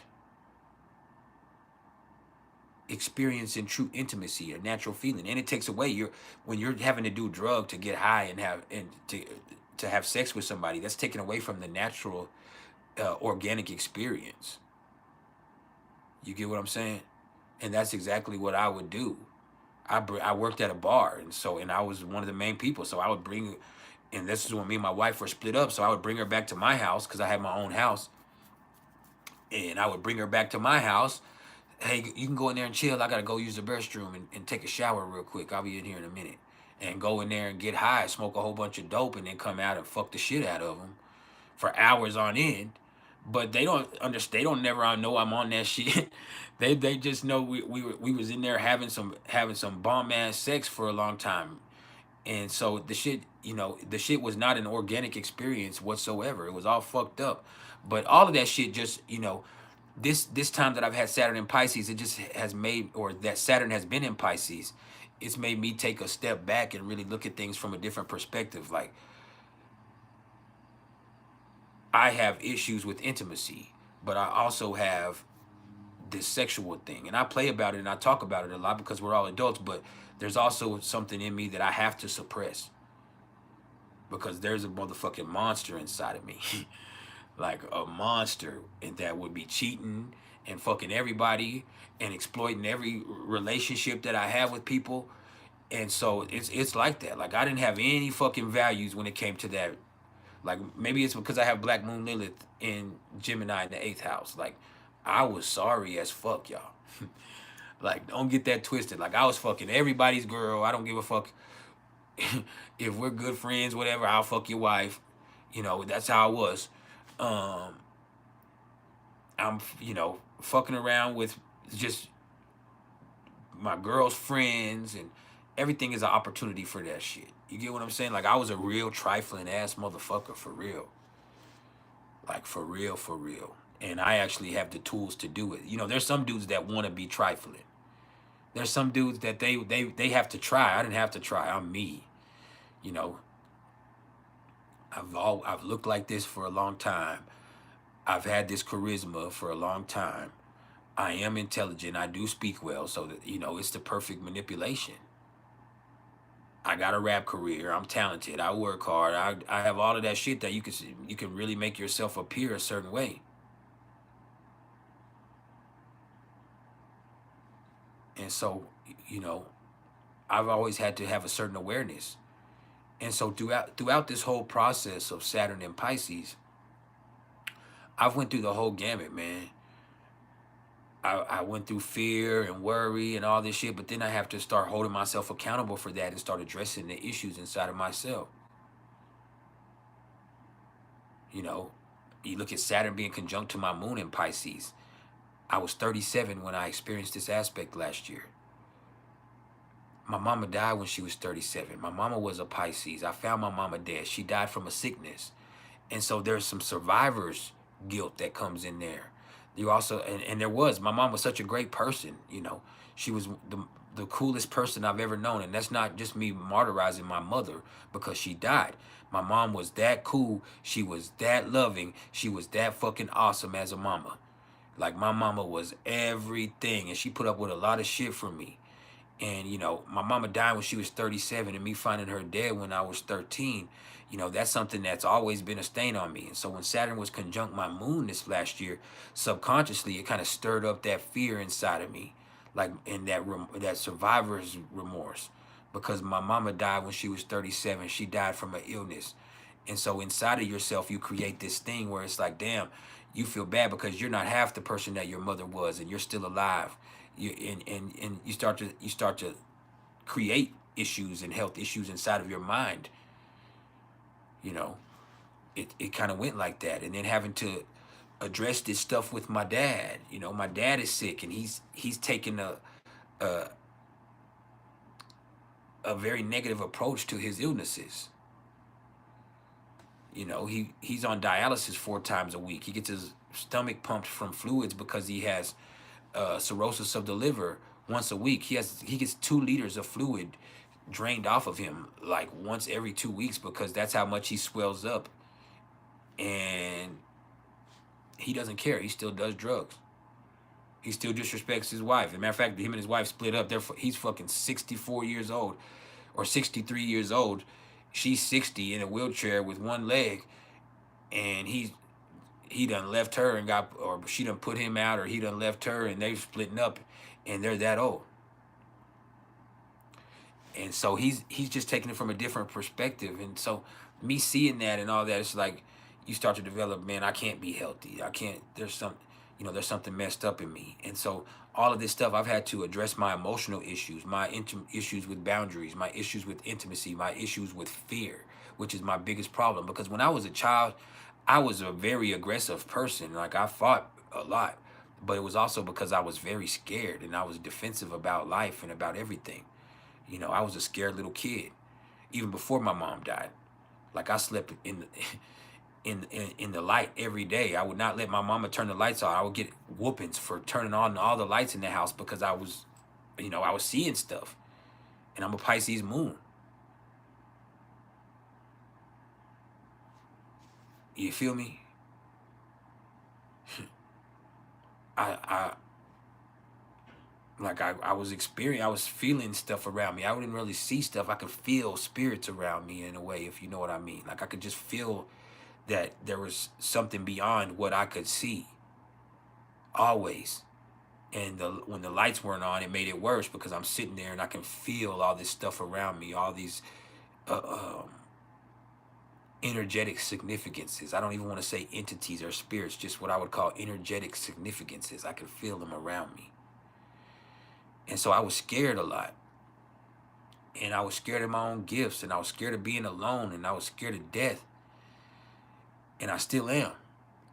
And so when I was a kid, I just had these emotional issues to where I played very tough.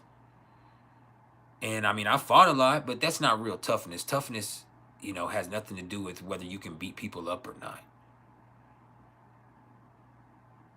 And so I had to, unlearn a lot of stuff. And over this past year, I've just had to really take a time to look at it. And I'm talking to y'all about this because it's MoOnDaY, and it's all been a learning experience for me. And so us being here and experiencing this today, I can really gain an objective perspective of everything I've been through and really assess the lessons that I've learned over the last year or so. And so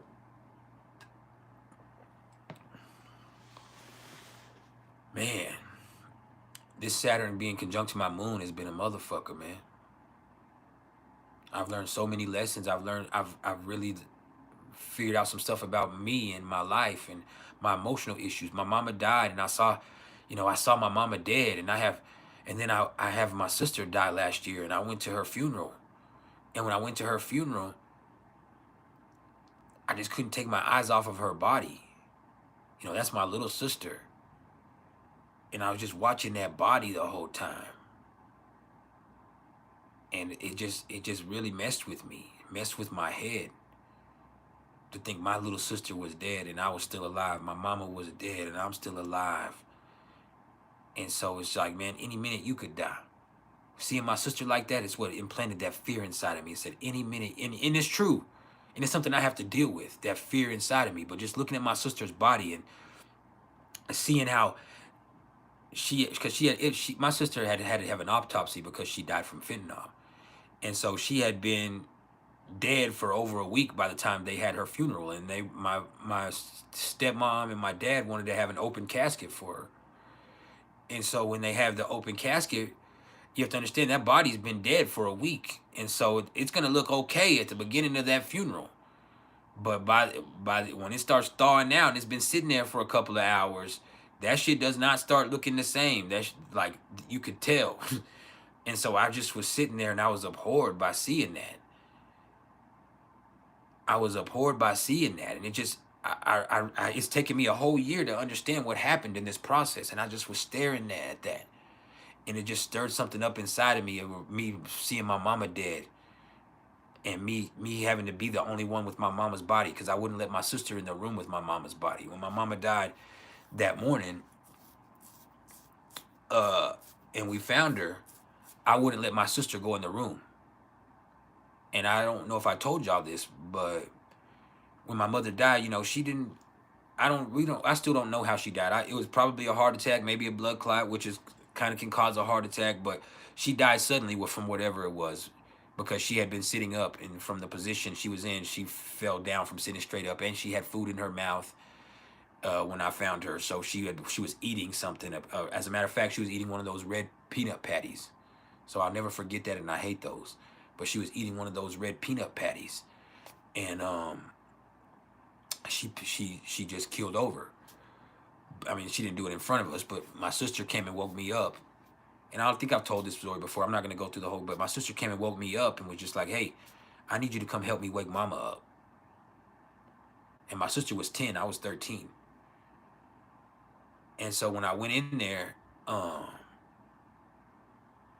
just remember standing at the doorway to her room. And the way she was laying, or the way, because you could tell she was sitting up and she was just laying over her crossed legs. And nobody lays like that. And so she was just, both of her arms were hanging out the edge of the bed. She was face down, like completely face down over her legs, not laying down and I just seeing that laying like that, I immediately knew. And I asked my sister, I said, is she breathing?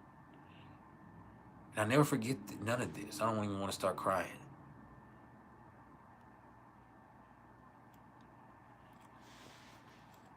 And my sister said, I don't know. She was only 10. She said, I don't know. And I just knew right then. I said, go in the bathroom. Go in the bathroom.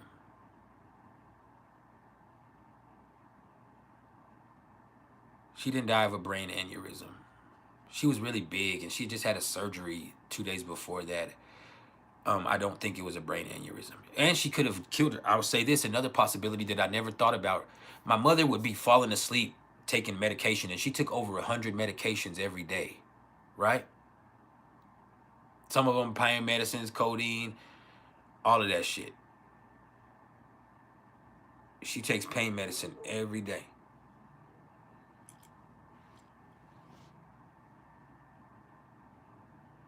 Saya! Just a second. Come here. Come here, I'm going to tell you something in your ear. My ear? Yeah, come here.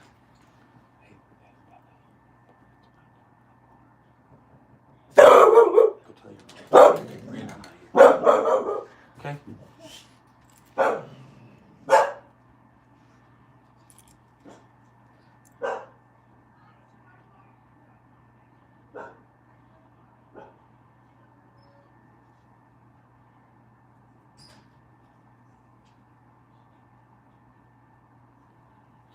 Come here.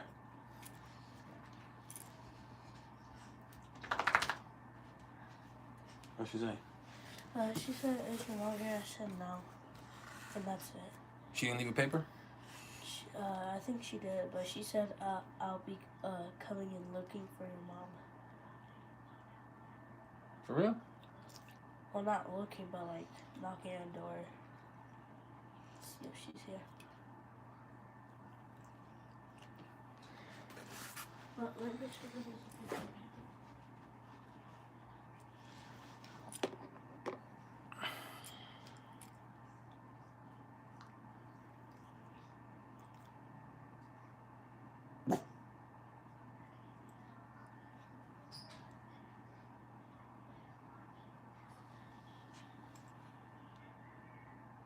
Sorry, I don't want to do it. That was the blade to my apartments.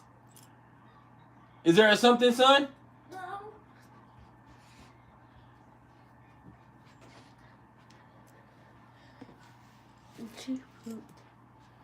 So she didn't leave a paper. What she just said she's gonna be coming looking for your mom. Yeah. She said that after you told her your mom's not here. Yeah. She said what? How did she say it?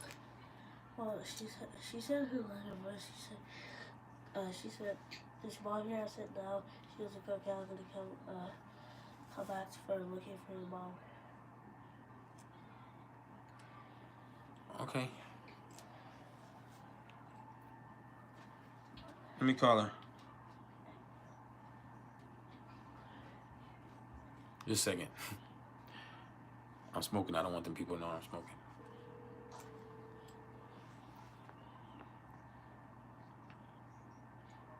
Hey, that apartment lady just told Saya that she's gonna come back looking for you. She knocked on the door.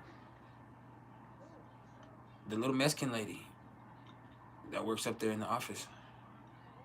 How am I supposed to know when? That's what I'm telling you to call and figure out, because Saya said, she asked, was his mom here? I heard her ask, is your mom here? And he said no. And she said, well, I'm gonna come back looking for your mom, or something like that.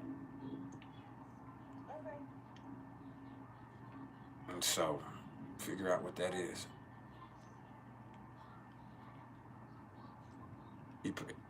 It's probably because it's the 7th. But, yeah, call up there and see what's going on with that. All right. Can I hear you? Can I hear you? Can you hear me? Hello?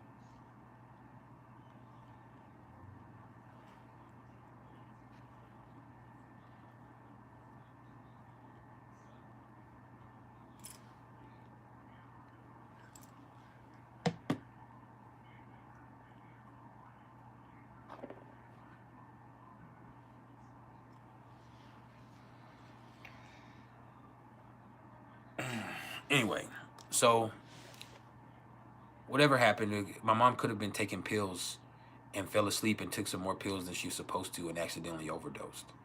That's also a possibility.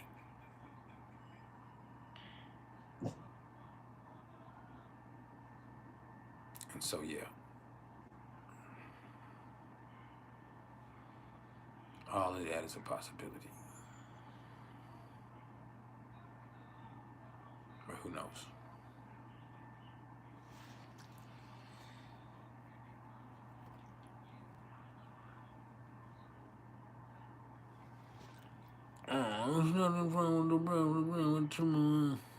How would you know? Did you get yours off Timu? Is that how you would know?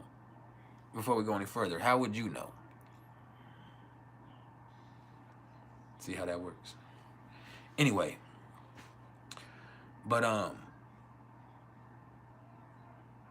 after she died or whatever, once I found out, once I checked her and I turned her over and I saw her face, I'm not gonna go into all of the details, but and I saw how she looked, I knew she was dead. So I went into the bathroom.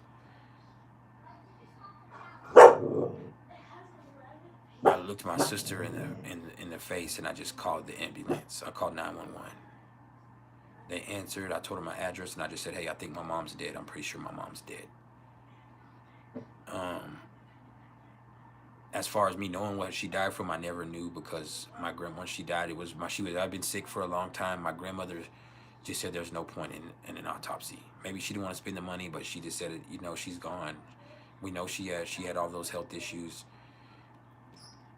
It's not going to bring her back. It's no point. And so there's really no way to know for sure what happened. That I know she called my friend's mother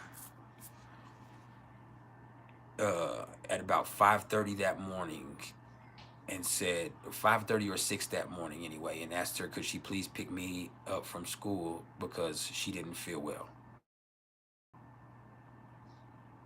And then I woke up about 7:15, 7:15, and went in there, and that's when she was dead. But anyway, when we called the ambulance came. And I don't know why they did this. Like, when the ambulance came, they checked her. They said she was dead. They said they would send the coroner, but they don't take dead bodies in the ambulance. And they just left me and my sister there, a 13-year-old and a 10-year-old there. They put a sheet over my mom and just left. And my closest family lived an hour and a half away.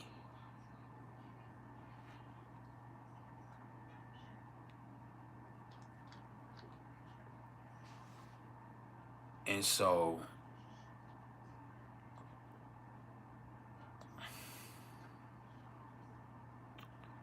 we had to just sit there with her body. I finally got my cousin on the phone in my hometown, but we just had to sit there with her body until some people showed up. My uncle and my grandmother showed up first. No, my uncle showed up first, and then my grandmother and my other uncle showed up shortly after, but it took them like 2 hours to get there, and then other family members started showing up at our house. But my mom's body was in there the whole time. And I just kept going back in there and looking at her body. I kept taking the sheet off of her and looking at it. And I mean, I opened her eyes up. It sounds crazy and it's scary, you know, it's messed up, but I would just go in there and look, and I was just in shock. I mean, my mom was fucking dead. And I found her. And so I kept going in there and looking at the body and taking the sheet off and looking at her in the face and opening her eyes and looking at her and just like freaking out. Like, I wasn't crying or anything, but I was just in shock, I guess. But it just developed this thing into me to where I was both, and I don't know, it's hard. I was insensitive, but also very fearful of death. I got very fearful of it, just seeing that. And then I guess I buried it for so long after my mom died. My bad, y'all, I didn't mean to turn that up. I buried it so long after my mom died that my sister, her death, seeing her dead in that casket, like, it triggered something in me, that fear, but also a cold realization that it could happen to anybody at any time. And it like made that fear of death come out to a way that I've had to deal with it over the last year, because that fear of death has eaten at me. And only now, that's why I'm taking so long to talk to y'all about this, because only now have I been able to gain perspective on it. Only now, over the last year and a half, have I really let this become an issue for me. You know?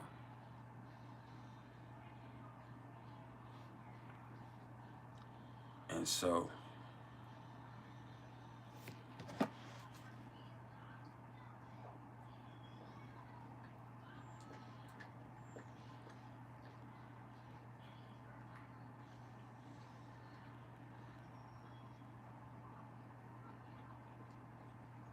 just a second. All of this stuff is just made me really have to put things into perspective and look at things, you know.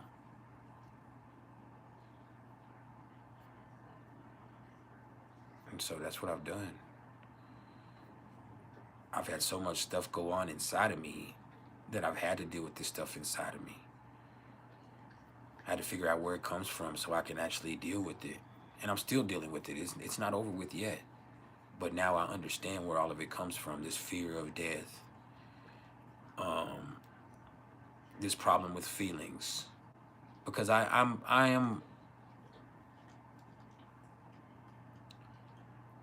a very feeling person, but I'm not the most emotionally expressive. Even as a Cancer, Sun, Pisces, Moon, y'all see my feelings, and I'll cry in front of people, but at home in my real life, I'm not. And so I've had all of this stuff inside of me that has just created this issue, and I let it eat at me for the last year. And so this is just something that's been plaguing me. And so with Saturn in Pisces and it being retrograde, this is the perfect time for you to just gain a perspective of what's going on with you. And that's what I've done with this time. It's really been revealing, but it's also been hard. It's been hard. And I just had something happen the other day that did the same thing.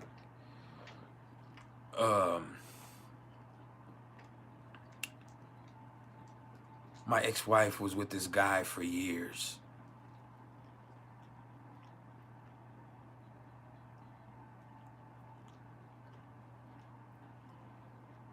Hold on. Let me enter his phone.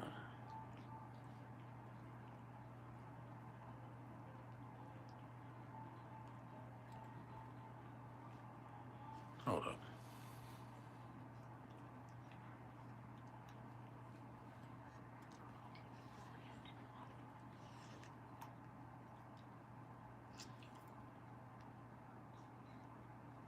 Hold up.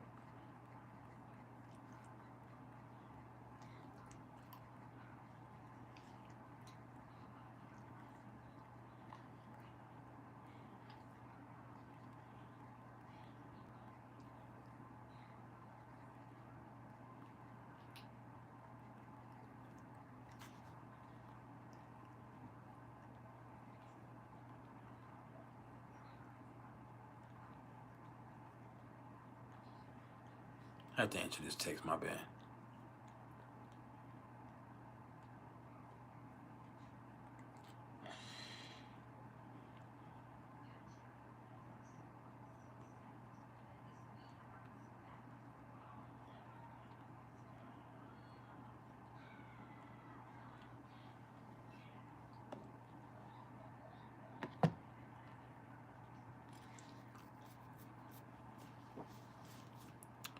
Anyway,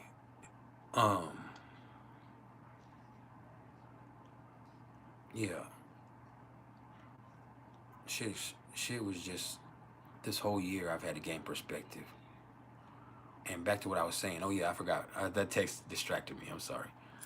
But yeah, I got confronted. My daughter, her mom was with this guy for years after we split up, for like 7 or 8 years, right? And so they split up, and he remarried. Well, when he remarried this chick, and she ended up ultimately getting diagnosed with cancer, stage 4 cancer. 37 years old. She got diagnosed when she was 35, but 35 years old, stage 4 lung cancer. And I don't know how she got it. I mean, I don't know her like that. So a lot of people are like, damn, that's crazy. Not from smoke. I mean, it could be from a whole bunch of different stuff. It could be hereditary. It could be because of some job she worked. It could be anything.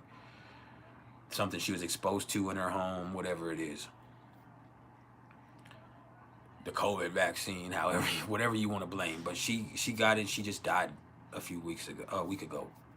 Not a few weeks ago, exactly a week ago. No, I think she died on the 27th. Either way, like 10 days ago. And she passed away. And it, once again, even though I don't know her personally, I think about how young she was, and it just like puts it in perspective. It kind of stoked that fear again. Like, bro, like Cancer is ruthless. Death is ruthless. And that's what I was scared of, is cancer. And the truth of the matter is, you might get it. You might get it, you might die, but you can't live life like that.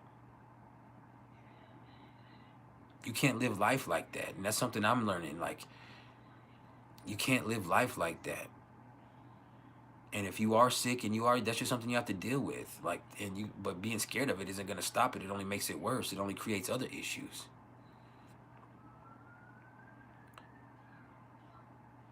And worrying about that shit and obsessing over it all over and over again, it really makes it worse.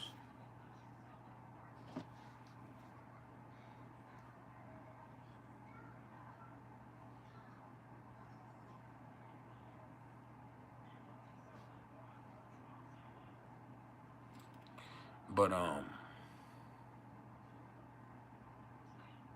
yeah, shit's fucked up, bro. And I've just had to deal with all of this shit inside of myself and figure out where it's come from. But knowing where it comes from, it helps me. You know, I just have to deal with it. No matter what it is. It's just a part of the process. You dig? Now, yeah, that's Saturn. Uranus is at 26 degrees of Taurus. You need to take inventory and see how much your values have changed. Plain and simple. Because I guarantee you they have changed over the last few years.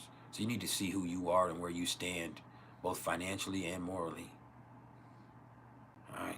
And figure out, is that conducive to each other? Are you willing to sacrifice your morals for financial gain? Or are your morals stopping you from getting as much money as you could be? That's the case with some people. And then, you know, Uranus is sextile to Neptune. Neptune is at 28 degrees of Pisces.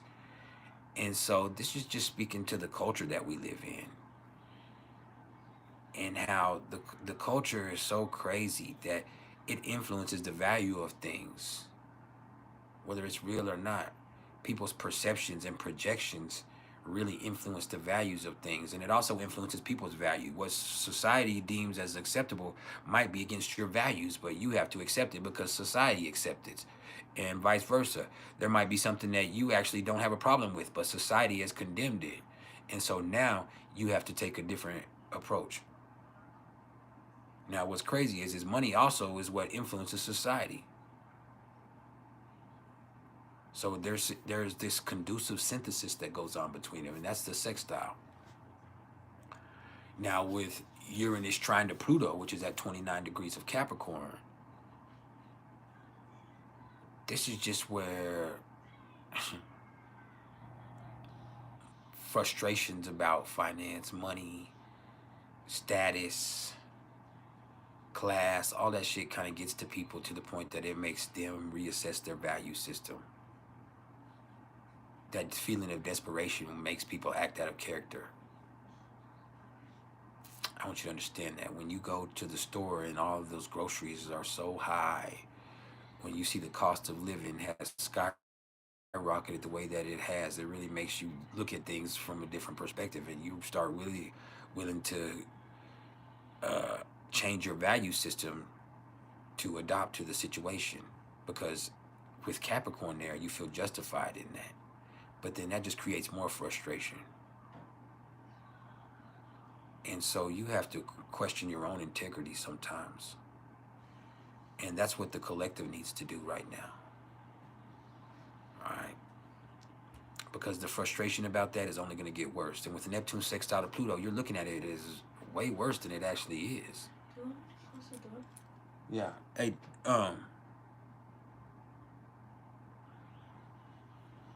okay.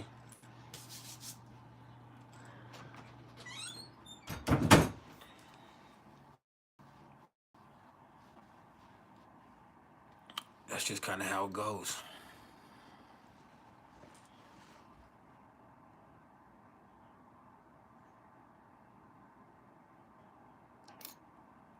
And then, there's just this process of change because people are disenchanted with life or discontented with their own personal situation, where people want to disconnect from the powers that be and figure out some type of way to make things better. And you can look at just the political situation and see that there's a change coming. There has to be. Even if it's not going to be something that happens this year, next year, a change is coming. Whatever that means, who knows? A change is coming.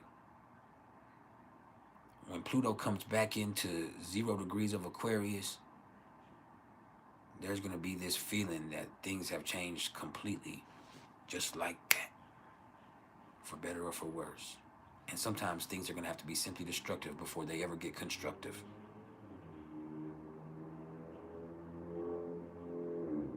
But all ideas, all inventions can be productive.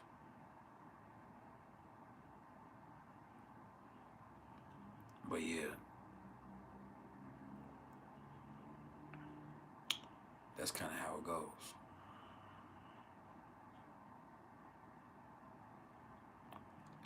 Now, Chiron is at 21 degrees of Aries. So you just got to make sure you're aware of your situation. That allows you to hold yourself accountable.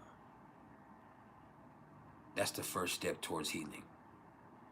Awareness, acknowledgement, and accountability. And this is what a retrograde Chiron can help you do for yourself, is being aware of your place in it all. Being aware of how you got to the place that you're in your life. That allows you the best chance moving forward from here. You heard me?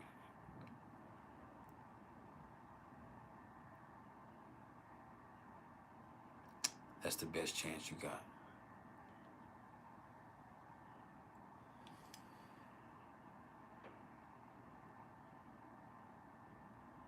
Now,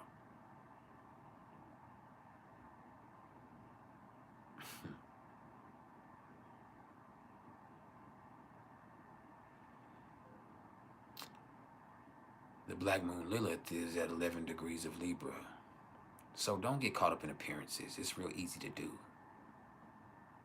And don't be so worried about what other people think about you that you're moving dishonestly.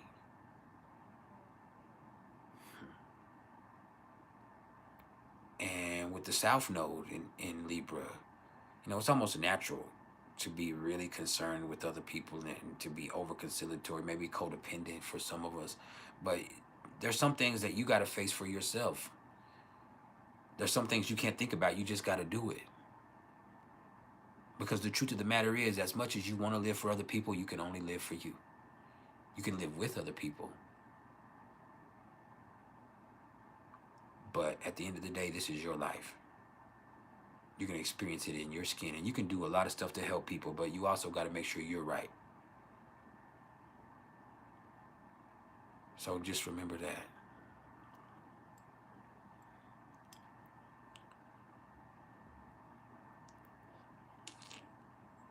And then,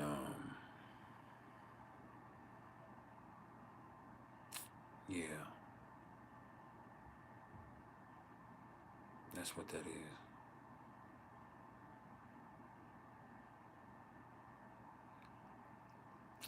The North Node is in Aries. You got to do what's right for you regardless of how anybody else feels about it. Unapologetically. All right?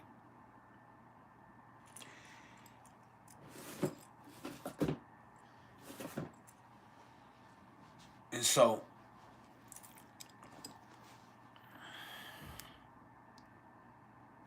I have to take an interlude. I'm going to open the floor up for a little bit. We can talk about whatever y'all want to talk about for an hour or so. And then I got to go. But first, I got to use the restroom. I ain't going to lie to you. This time, I got to use the restroom. So give me about 1 minute to use the restroom, wash my hands, and come back. And then we'll get back to everything else. Please.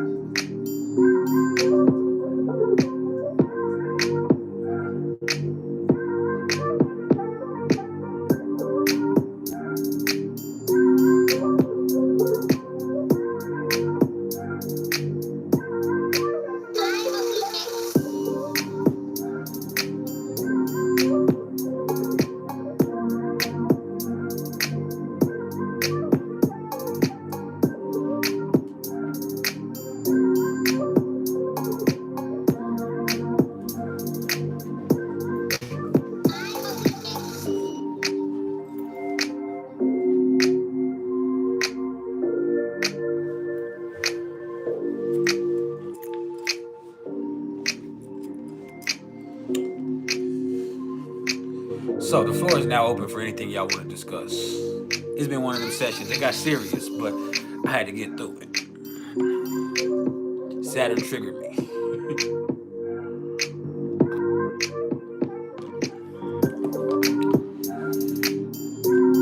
Let us blame Saturn.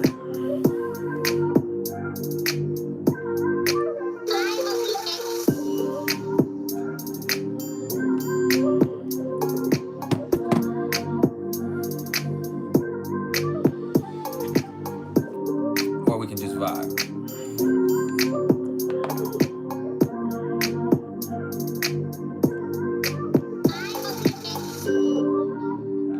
So what is the difference in transiting Pluto conjunct Sun and Moon? How would that affect you, good and bad? It depends on the houses. That's a very generalized question. But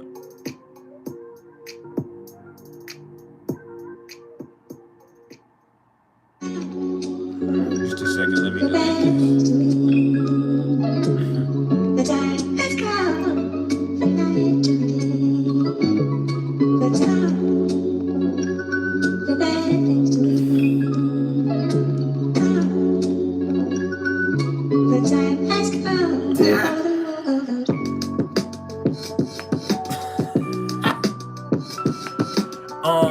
Transiting Pluto conjunct the Sun would mean changes. You know, it'll mean changes in life that you know, it just changes the way a person way a person conducts themselves. Pluto conjunct the Moon would evoke some intense feelings that could really, you know, change the way somebody feels about something or intensify the way they feel about something. But it just depends on the house.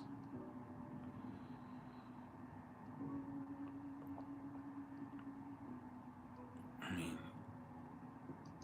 Pluto conjunct your Sun just changes the way you see yourself. You see yourself more unique, and it brings, I would say, it would empower you and bring you confidence at some point. But it also has to destroy whatever you believed about yourself before. Pluto conjunct your child's moon would more or less mean that something's changing with you.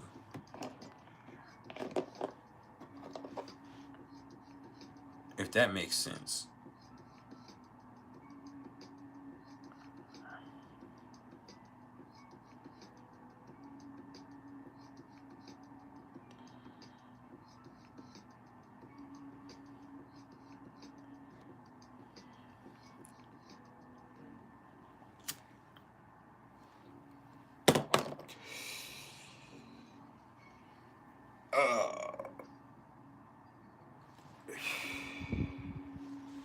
How does people look at a Virgo rising? As somebody who's picky and particular?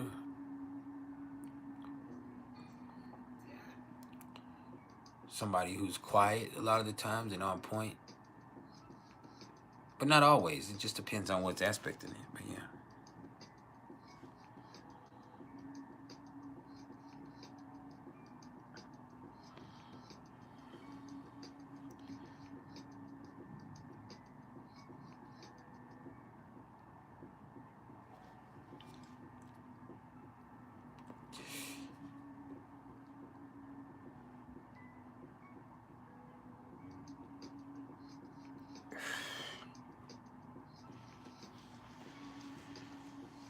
But yeah.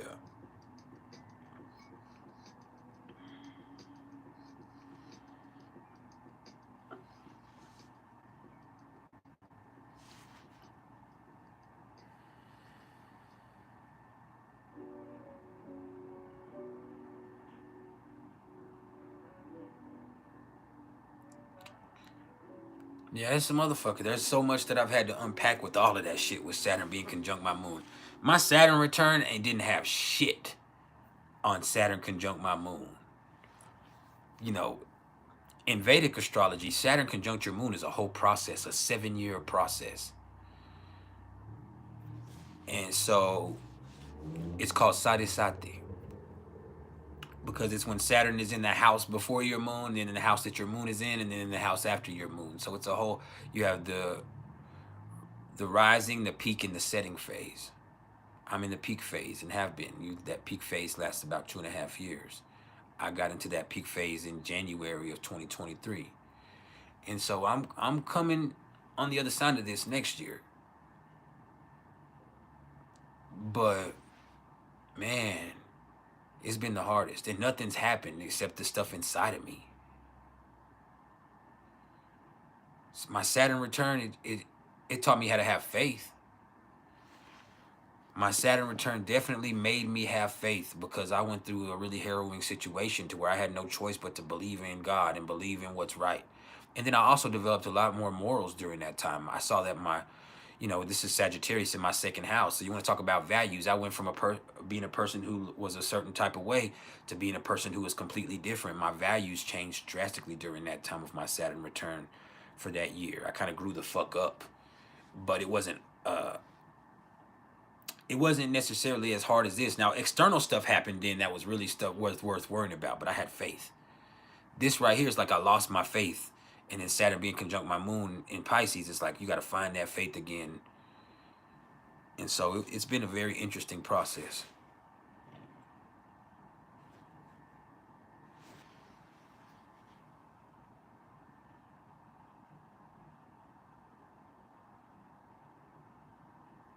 You said, how do you figure out when your Saturn return happens again? You figure out when Saturn is going to be, you look at what degree your Saturn is, and you see when Saturn is going to be conjunct your natal Saturn. You're born, I ain't trying to put your birth date out there. I almost put your birth date out there. You were born in 85, right? I have to. So your Saturn is in Scorpio. And so you're well past that. Watkins Cat House's Saturn is in Scorpio. I'm gonna start telling on all you.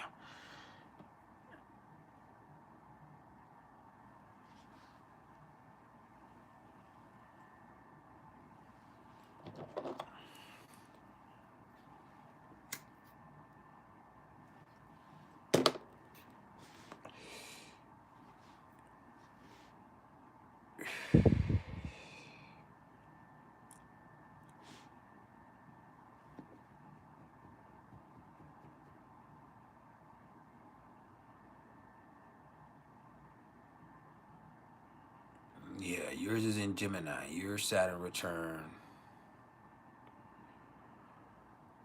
isn't coming up for another like 6 years.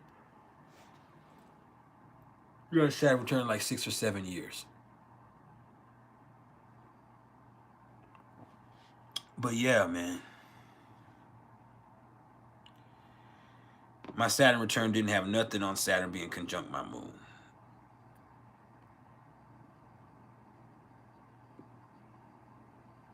Saturn conjunct my moon is way, way worse.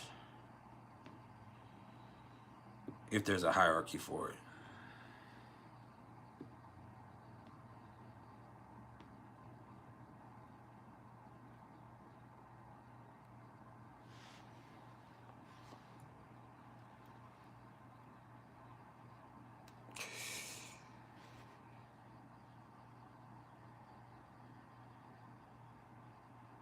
Yeah, we ain't nobody calling you old. I was just trying to be respectful because I'm a gentleman.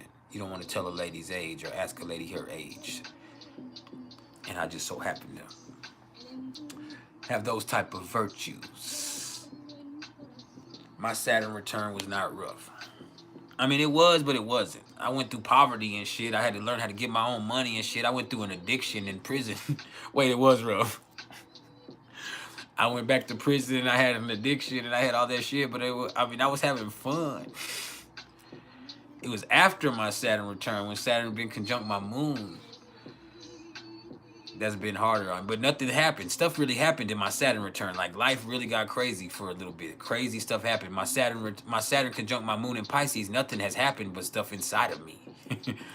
I just was really stressed and worried, and I created these issues inside of myself. And so, like, I guess it was my Saturn return. Like, a lot of crazy stuff happened, but I was good. Like, I went to prison. I had some crazy relationships. I lived in poverty. But I also ended up getting a great job. I ended up developing a different value system and morals, and I just changed a lot over that time. I matured greatly. My values changed. I developed principles.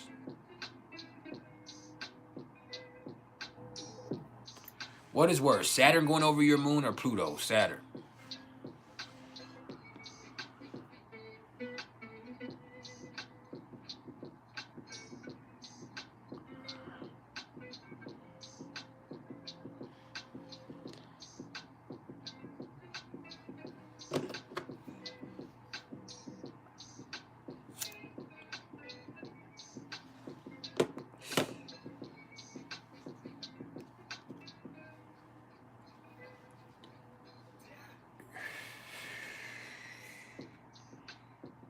But yeah.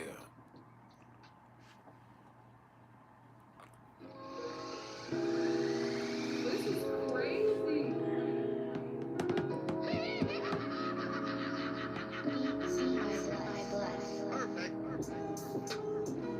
We not the same age. We not the same age. You older than me. That's the only time I'm gonna be like that. We not the same age. You older than me. We not the same age. You older than me. We not the same age.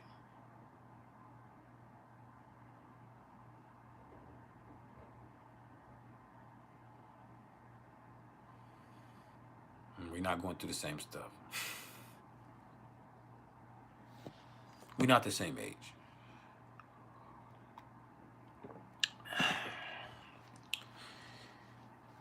We're not the same age.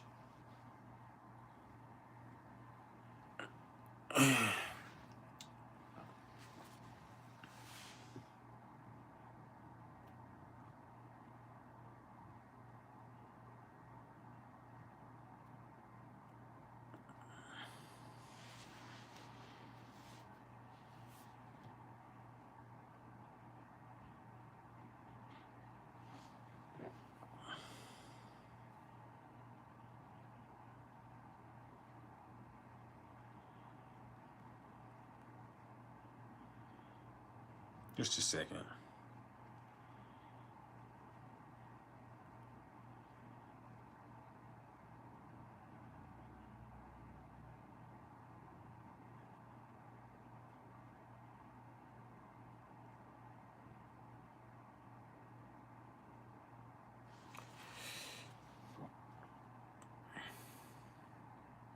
We're not the same age.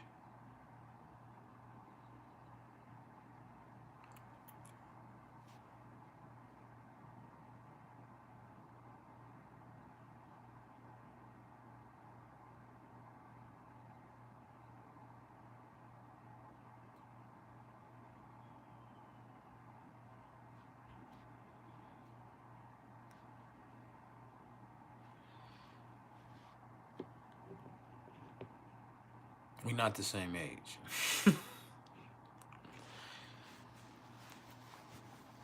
I ain't no motherfucking 39.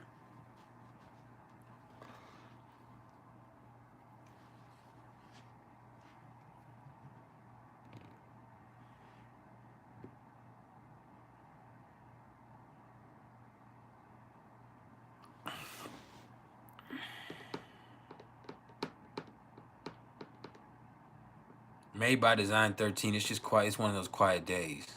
You can ask any questions you'd like to ask. We're just chilling. I got into some serious stuff earlier. I was supposed to be vibing in a good mood, and I got serious for a second. That's that fucking... I don't know. But I got emotional and serious. And it kind of put a damper on the mood a little bit.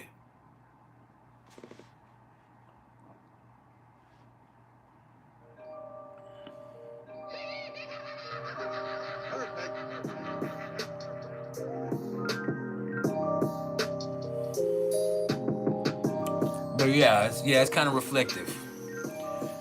I'm reflective, and I ain't trying to be reflective. Shit, I'm trying to be deflective. Fuck them emotions. Fuck being reflective. I need to dodge it.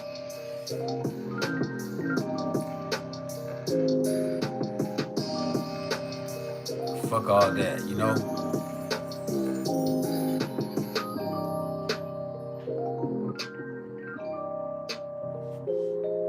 Oh, I had have been crying. What is transiting Saturn over Sun in the 11th house? Changing in your friends. You know, you change yourself, and then the people that you're attracted to changes, or the type of friends you attract changes. And there's gonna be a lot of fake motherfuckers that fall off, but hey, that's all right. What's meant for you will be. And I can feel like you get, as you develop more confidence over yourself, or you learn something new, or you mature, you can make more money.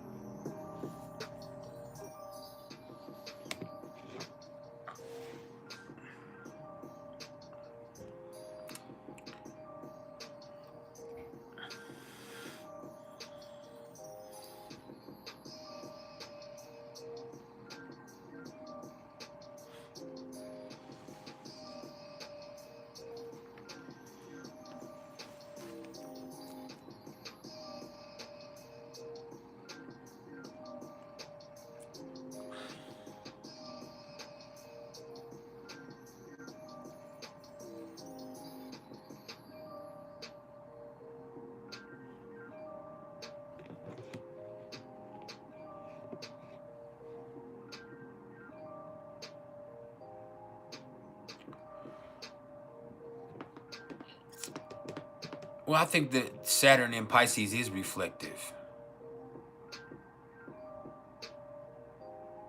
You know. And there's a big difference in looking in murky water and looking in clear water. But even in clear water, you know, the reflection is slightly distorted. And so when you look at that, you just have to realize that feelings are going to distort this thing, because that makes it personal, or that makes it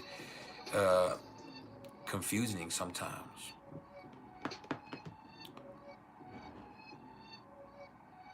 But sometimes the only way to get through it is to go through it.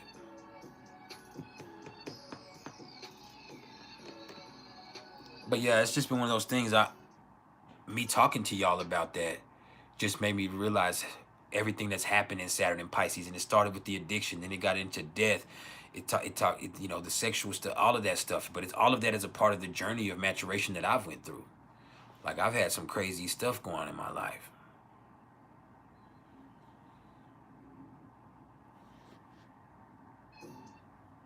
And when I say sexually, I was a deviant. Now, I wasn't into no creepy shit or anything that, you know, was predatory, but I was a fucking hoe, like, with no boundaries or standards.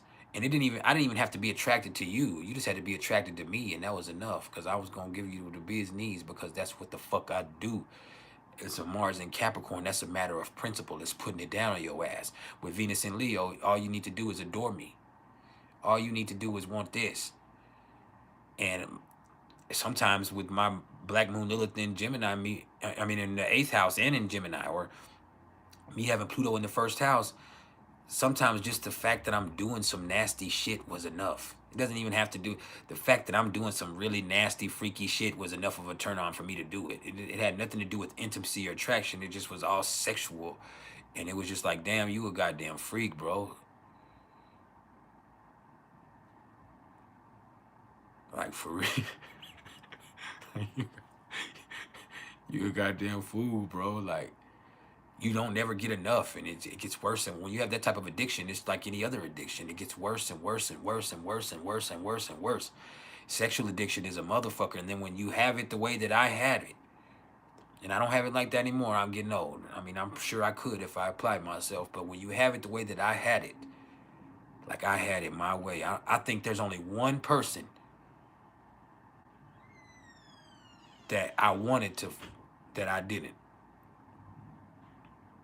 And my motherfucking Mars and Capricorn still regrets that to this day. I want to behave in my marriage because I have different principles. But every time I see that motherfucker on social media, I'm mad at myself. That, man, you should have tore that ass up. And like, I had enough vanity, enough conceit, enough bravado to do some things. And then And then being empathic, being intuitive, being intelligent, being charming, all of that shit is great when you're helping people, but you can be a really manipulative motherfucker. You got to look at the other end of the spectrum when you're doing that shit. I ain't always been bald, and my teeth ain't always been fucked up.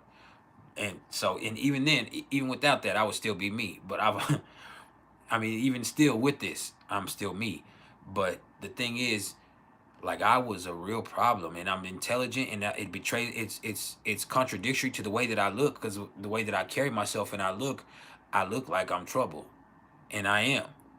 But then you start talking to me, and you get this really introspective person who's empathic and intuitive and understanding and knowledgeable in so many different areas of life and compassionate. And that's fine when you're using that to help people, but when you're doing that shit to manipulate people,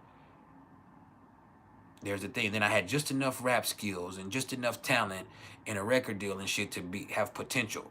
I wasn't making a whole bunch of money. I had enough to have enough money to look like I had money. I had enough. I went to, I had a rap career, and I was good enough to where it's like, damn, that ain't no local nigga. This motherfucker could really blow up. But that potential lived off of everything. You could be such a great person. Your heart is so good, but I wasn't.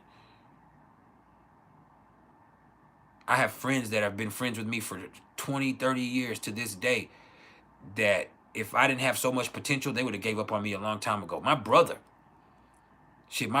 still don't talk to me right now because he's let me make it so many times off potential. He loves me to death, and he sees what but every time it burnt him.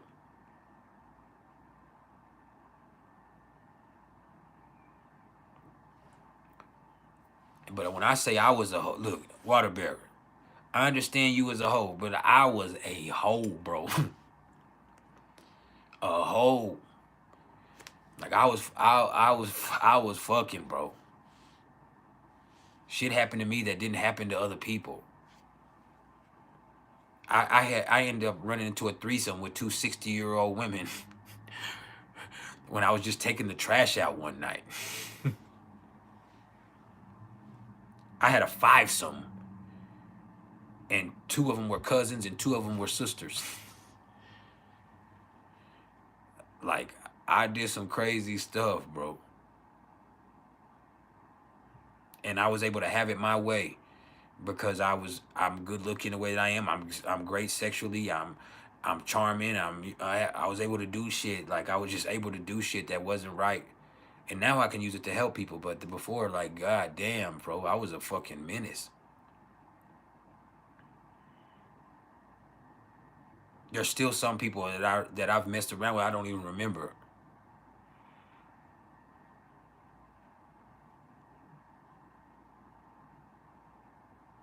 But that shit been crazy.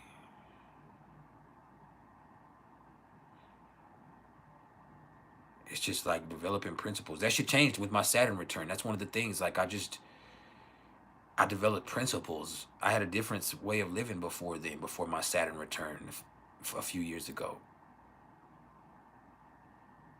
I've never been in a relationship that I didn't cheat. And I can't even speak on this because I don't cheat now, but I cheated before, and I was still in the same relationship. Like, I was cheating.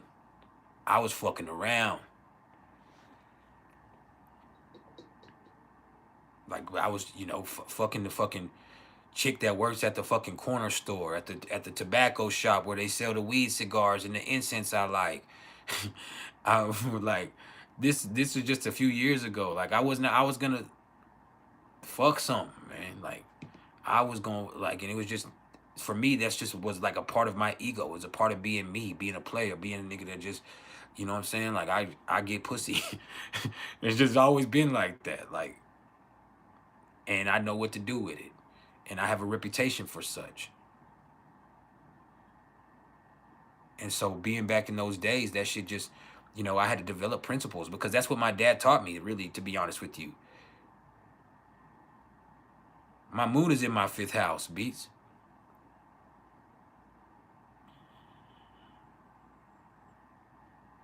I know loyalty now, but I didn't then. And no, I've always known loyalty. Loyalty is different. See, you're getting loyalty and faithfulness mixed up. You can be loyal to somebody without being faithful. I've always been loyal. I ain't gonna leave you.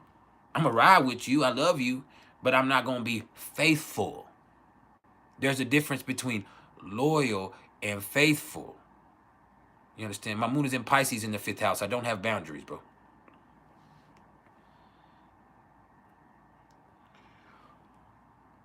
But there's a difference between being loyal and faithful. And so for me, I am very loyal, always have been.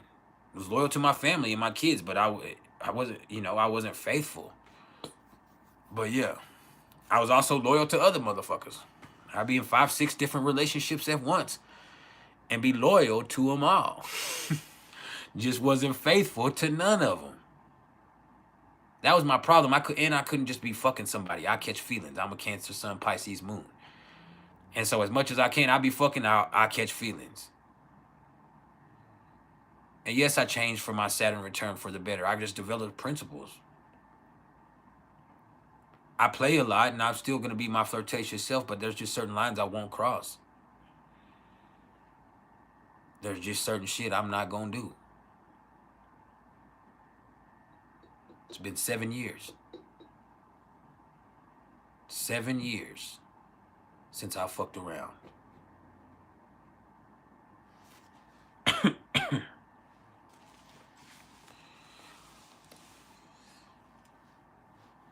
Almost 7 years, 6 years.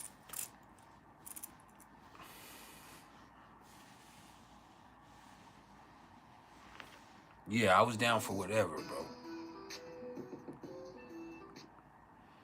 But I mean, it just took a lot. I'll tell you what happened. Since we're here and we're just talking, it's one of those days. I think I told y'all this.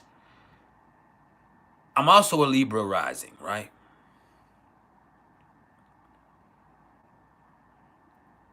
I'm also a Libra rising. Let me answer your question. You said, what's my view on poly relationships? I think to each their own. If that's something they can handle. For me, I could not handle that. And so that's not my preference. I mean, you have to look at what's truly poly, and is a person free, or are both these people involved with this one person, and are they? Because I could do that to where I'm in a relationship with 2 people, and they're only in a relationship with me, and not in a relationship with each other or anybody else. Yeah, an ego could really accept that, but to me, that seems restrictive. It doesn't seem right or free. It doesn't seem mutually exclusive.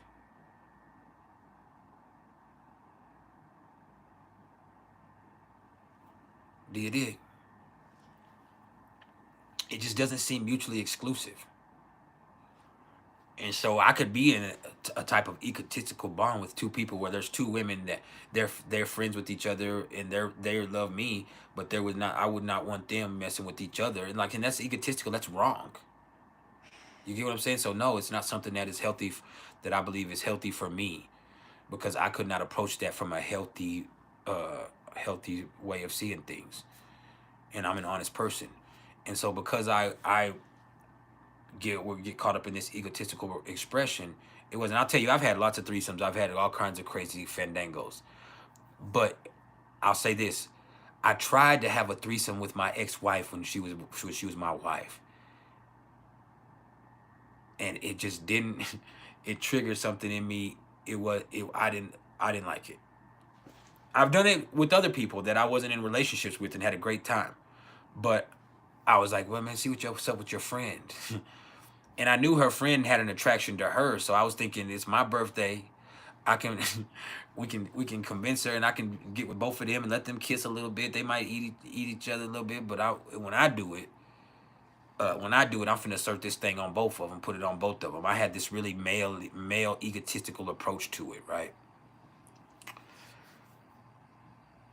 And so I set everything up, and I say, hey, y'all start, and I'll be back. So I went to go make drinks. It's my birthday.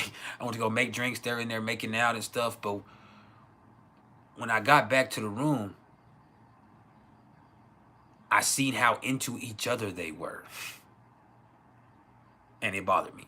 And not because they were because of their sexuality. It's because it wasn't about me. It was my ego got involved, and I immediately was like, damn, it's my birthday. It's my motherfucking birthday. I'd be goddamn if I'm a fucking spectator in this bitch. And so I just, and you know, I guess I just saw, I saw that from a very selfish expression. And so me looking at it like that, and I'm just looking like, man, I come back in and they're so into each other. And you know, this girl is so into my woman, and my woman was not into me. You get what I'm saying? So it was. I mean, they were both were there, and for me, I pictured them doing a little bit of something with them, but I'm the man. I'm the main attraction because I had a toxic male ego about the situation. You understand? I really had a toxic male, and I have had to grow spiritually to look at it differently. You know, I've done a lot of shadow work, so I can look at each situation and retroactively and really say, well, you know what, this is where you did wrong. But I was just looking at it from a very egotistical perspective. Like in my mind, I had idealized this to be something completely different than what it was. I had idealized this as being something where it's like, oh, it's both of them and it's me, and they might mess with each other a little bit, but they both want, you know, they both, and their friend has never expressed attraction for me. The friend expressed attraction for my wife, which is her friend. And so at that time, it's like it never even dawned on me because I was such in an egotistical approach, and I was so caught up in that toxic male ego that I never even thought about what they really wanted, and or what was really happening in that equation. And so for me to really see it, I was really taken aback by it. And I went and cut the fucking light on and said, no, bitch, you gotta go. Told a friend. I went and cut the light on and said, no, you know what? I changed my fucking mind. You gotta go. You need to leave. Not on my motherfucking birthday. In true Venus and Leo fashion. I said, no, we're not doing this shit in here. But now I was wrong. Now that I look back at that, I was wrong. It was fun, though.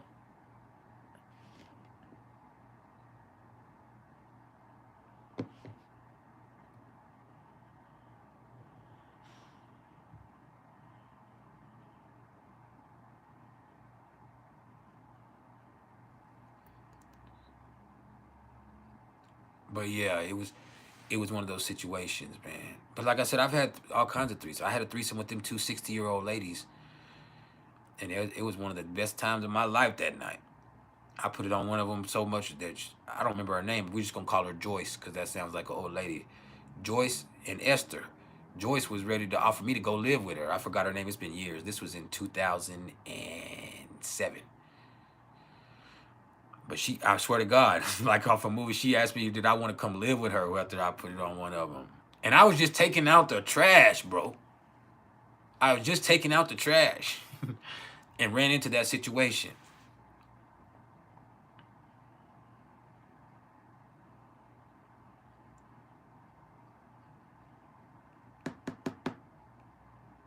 Like I was in all of them fucking relationships.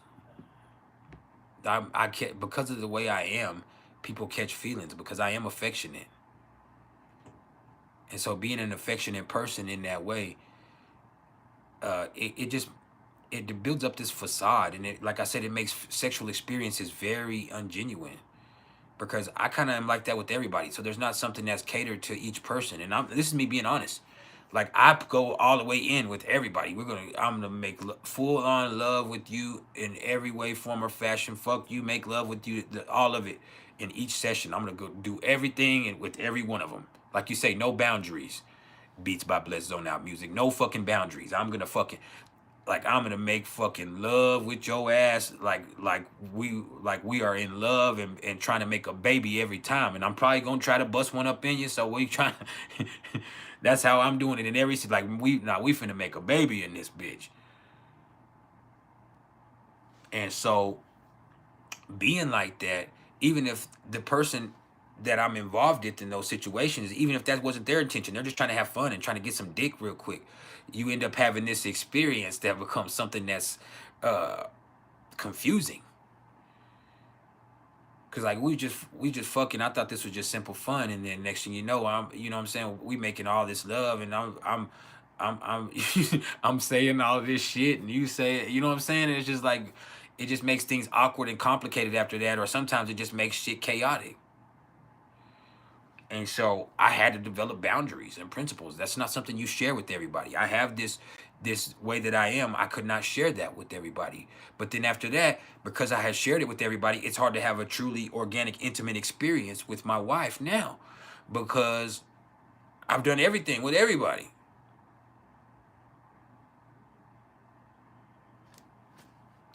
Everything with everybody. You see how that works out? Like I've done everything with everybody, and everybody knows it, and she knows it. But what really made me change, like I said, was shortly after my Saturn return, me and my wife separated. We separated. I mean, we planned on getting a divorce, but we separated. And well, cause she had cheated. I had cheated a whole bunch of times, and she just did the ultimate, like, just got sucked into some stupid shit.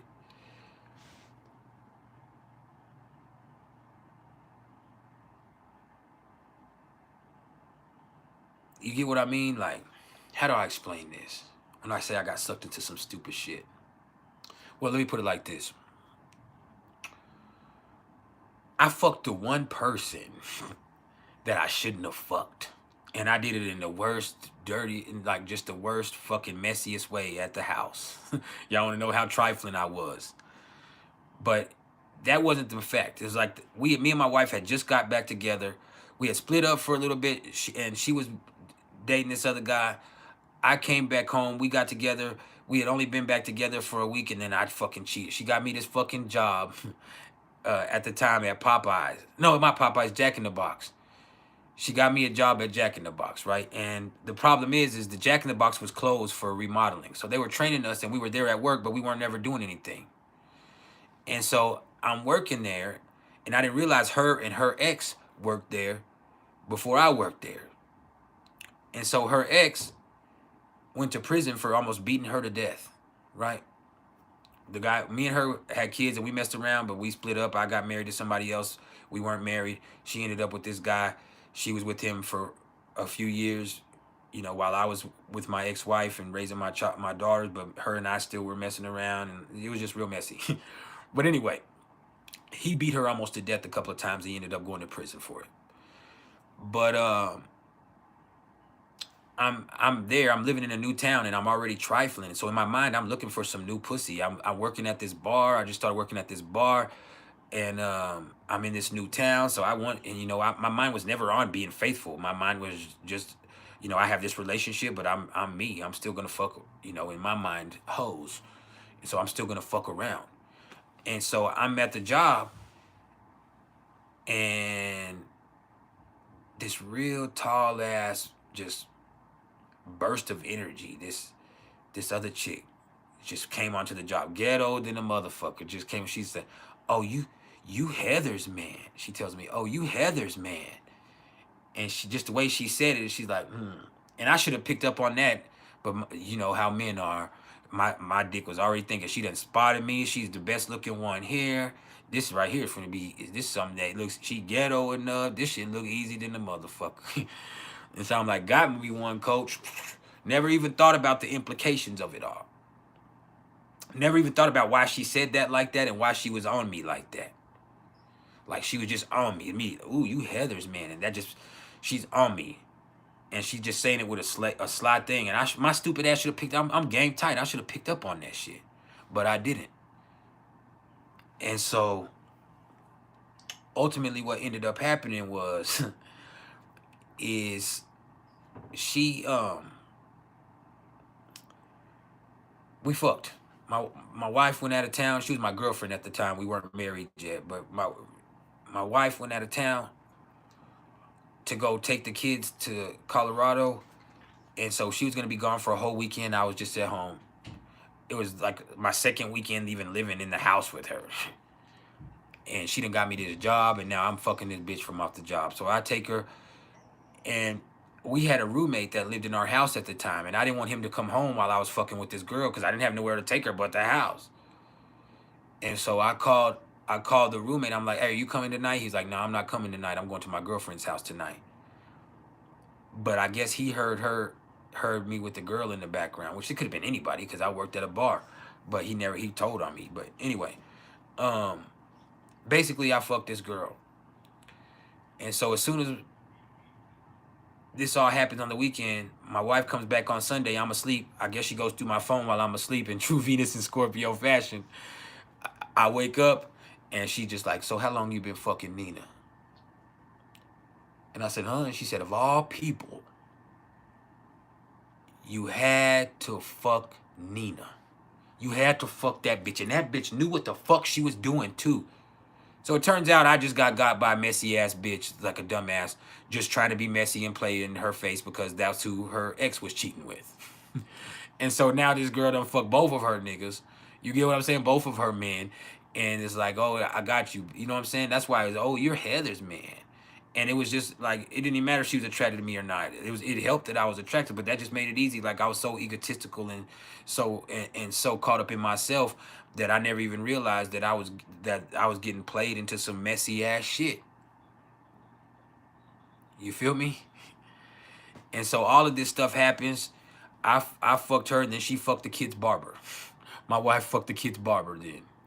Yes, this one. But this was years ago. Like I said, this was over 7 years ago. This was 8 years ago. And so she did that and then told me about it. So I left. I got mad. Fuck that shit. You done fucked the barber, bitch. You done fucked the kid's barber that I see every day. Not every day, every week. And then I see him at my bar too. He bringing bitches in and out of the bar, and you done fuck this nigga.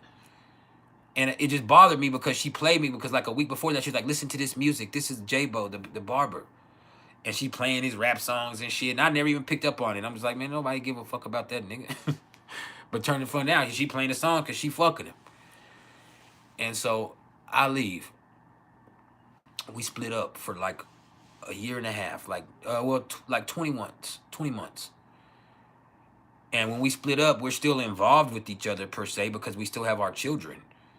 You know, we've always had our children, but I live in the same town now. So and there was a time where her car was messed up and where I didn't have, or first her car was messed up, so she had to use my car. And then I lost my car out of a wreck, and we were sharing a car together. And so we still weren't in a relationship. We just shared a car, but I lived across town somewhere else. And so I worked in this bar. And I was the head bouncer and assistant manager of this bar. And it was like the biggest, most popular bar in Tyler, Texas at that time. And so there would be anywhere from, on a slow night, there might be 30 or 40 people in there. On a quick night, there's 500, 600 people packed in there in this bar. So it's like a club. And then they'd have these big events at this bar all the time. And so I was always constantly around women and drunk people and all that shit. And you know how it kind of, and so I was always having something to go home. And then I was also on drugs. So I lived by myself. I was getting to hide my addiction and me smoking dope. And I was also fucking all of these chicks. And it just got to a point to where I grew up out of that shit. I guess I don't know how to explain it. It's just like over time, like I got my row out is what they call it in the streets. They say, oh, you sold all your wild oats. What they call it is I got my row out. Like it just got to the point where it's like, man, I've done it. Like this shit is not fun. It got to the point to where I started sneaking back and fucking my wife. Like, and that was the best thing that was happening. It was like I was doing all this, and then I had another girlfriend. I got another girlfriend, and I was cheating on her with everybody. And then it got to the point where I was cheating on my girlfriend with my wife. To where it was just like I was going home, and my wife knew I had the girlfriend, and you know, to her it's just like that's your girlfriend, I'm your wife. And so we were split up at the same time. So I just got to where I was going home, and I started missing my family, being at home with my family. I got tired of all of that shit, and it just got like I don't want to mess around with no whole bunch of females. I want to be in love with my wife, and I want to be a good husband. It's just like something changed in me one day. And it just happened just like that. It's like I finally got it all out. Like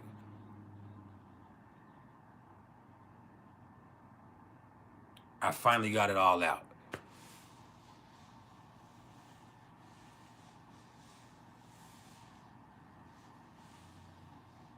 I finally got it all out. It was just like at some point I I was sneaking home and messing with my wife all the time, and I missed my wife, and I just wanted to be at home with my family. I just wanted to be a husband and a dad. I didn't want to be a fucking player no more. That shit was stupid to me. I didn't want to cheat. I didn't want to sleep around. And also, I got like my feelings hurt, my ego busted by one of the chicks I was dating in that time. Like, I got on some old, it was like the last messy shit I had in me. Because I had got this one that was very wealthy, had a horse ranch. She had a horse ranch, and I liked her, but I was trying to like to force the relationship a little bit because I wanted to be on that horse ranch. I wanted to be on that horse ranch, and so it was more or less like we were cool, we were sleeping together, but it's just like I was pushing the envelope for the relationship too much because of the wrong thing, and I realized it. Like, I had this spiritual awakening too, where it's just like God was like, bro, that's wrong. Like, it's not like you're using her, because I didn't want anything but just to be a part of that lifestyle.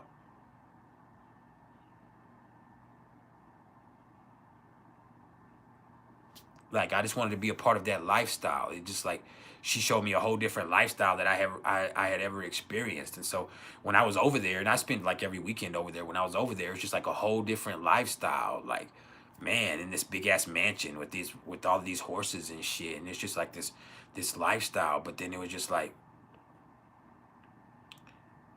oh girl, like, I mean, she didn't pick up on it. Her sister picked up on it, if we're being honest. Like, we started, and I was showing her a lifestyle that she wasn't used to with a little bit of the ghetto shit and shit that I was.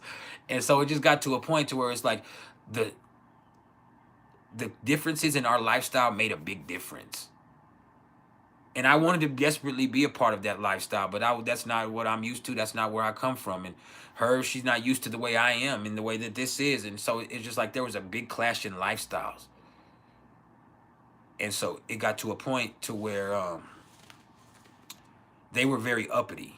And her son was 16 years old, right? 16 years old. And he walked in on us having sex. He walked in on us having sex. Like, he walked in on me tapping that ass from behind. And it just bothered him so much. Like it just bothered him so much that and I'm like, man, he's 17. You need to stop holding this motherfucker. We got this big spat about that. Like, he's 17. You need to stop holding his motherfucking hand. Like, I got kids, my kids, you know what I mean? Like, this is what it is. She's like, well, when can I meet your kids? You've met my kids. And I was like, you can meet my kids. But I also knew she couldn't, really, because my wife wasn't going to play that shit. Like, she knew I was involved with this girl, but she wasn't going to play that shit, my kids being around. Like, she's Venus and Scorpio. She's not with that shit. She was not fixing to allow this shit to just be this easy transition. And my wife was still wanting me to come home. Even though she cheated and I cheated, she was like, come on, man. Just bring your ass home. And I was more or less like, nah, this is my girl now. I'm finna move to the horse ranch.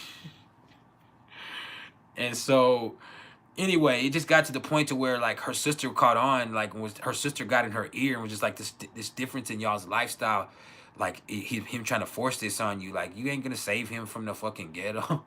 And I didn't live in the ghetto, but that's basically the way it seemed to me. And she didn't really say those words, but that's how it seemed to me. And so she just started acting funny, where it became more and more of a problem. And then I was very respectful. Like, when I was over there and her kids were there, I wouldn't even sleep in the room with her. I would sleep in the living room. We'd spend the time, but then when the kids weren't there, I'd go in there and tap that ass. But I definitely was trying to, it wasn't real love. And I was just saying things I didn't mean and all that stuff because I wanted to be a part of that lifestyle. And so I really became enamored with that. And then it just got to the point to where I realized one day that shit is wrong. And I just told her, I said, hey, man, you know what? I'm not in this for the right reasons. I was honest about it. I don't know what made me be honest. I didn't tell her what it was. I just said, I'm not in this for the right reasons. I really need to take a step. I think we need to take a step back. And instead of her saying, what do you mean? And all that shit, she's like, I agree. She's like, I've been wanting to tell you, like, this isn't going to work. And we had just spent the whole weekend together. She's like, I just had to find a way. She's like, I just wasn't, but yeah, I was going to tell you, like, this isn't going to work. Like, this shit ain't, like, no. And that shit was like, what? And so after that, it was just like I was single, and then I got humbled by this young girl. I got involved with this youngster. I was working at the bar, and I met this little youngster at the bar. And these little young girls, these y'all youngsters, y'all that's here, y'all built different. They built different. You understand? I used to go put this thing, if you put this dick down, like, they get crazy, they get obsessed. But these youngsters, they address shit like niggas. They built different. And so I met this little youngster. She was bad. I was on her. I put that thing on her. We had this amazing night. And then she just started acting funny. She'll start acting funny. I hit her up like, man, what's up? She's like, I'll hit you up when I want some dick. I'll hit you up when I want some dick. Don't be blowing up my phone. My baby daddy might catch. my baby daddy might answer the phone. Don't be doing that. And then I called one time and her baby daddy did answer the phone. And then she gonna try to call me like she the nigga, like, and like, hey bro, don't be calling my baby daddy. You causing issues in my relationship. And I'm like, man, just come over. Just come over. Well, it just, the tables have completely turned. Just come over. Just come talk to me. And she's like, I'll call you if I want some dick. And then she be at the bar and be all in niggas' face, and I'm working at the bar. And I'm like, man, so now I got to sneak over there to her and go tell her in her ear, don't nobody want nothing that's for everybody. Shoot slugs in her ear. Don't nobody want no bitch that's for everybody. And then go over there and sulk in the corner like a real Cancer. You got to go over there and shoot an emotional slug. Don't nobody want a bitch that's for everybody. Or really, bitch? You got a really bitch? Or you got a really bitch in my face like that? She put that coochie on me and had me discombobulated. She for real had me discombobulated. And then, yeah, she had me discombobulated, man. For real. So much to the effect that even after I stopped talking to her and I got back with my wife, she tried to hit me up one more time, like just like a nigga would. She tried to hit me up like, hey, what's up? I saw her in traffic actually, and she started hitting me up, and my wife got a hold of it and talked to her. They had one of those conversations that y'all females have with cheating dudes or whatever. But I hadn't been cheating. She had hit me up. We had messed around before, but they had this conversation, and it got so much that my wife came in there and was like, hey. She said, now we're gonna have to have a talk because I know there's bitches, but this one is different. This one is different. She said, this one is different. You and your feelings behind this one. She's a Capricorn. So she said that shit for real. She said, you and your feelings are behind this one. And she was like, is this bitch gonna be a problem now that we're back? I was like, no. I'm not. I tried to lie and say I'm not in my feelings about her. Like, that shit's just some old shit. She's like, nah, you and your this little bitch is different. You and your feelings about this little bitch. And I was. Oh, I was. But yeah, she just handled me real rough. Then I had another, like them little young girls, I just was, and when I say young, they're like 22, 23, you know, when I was 32. No, I was 30, because it's been 7 years, so I was 30 or 31. But yeah, I was like 30 or 31. They were like, and so it was just a different breed. Then I had another one that would just come over at night, and I could never find her in the daytime. She never answered the phone.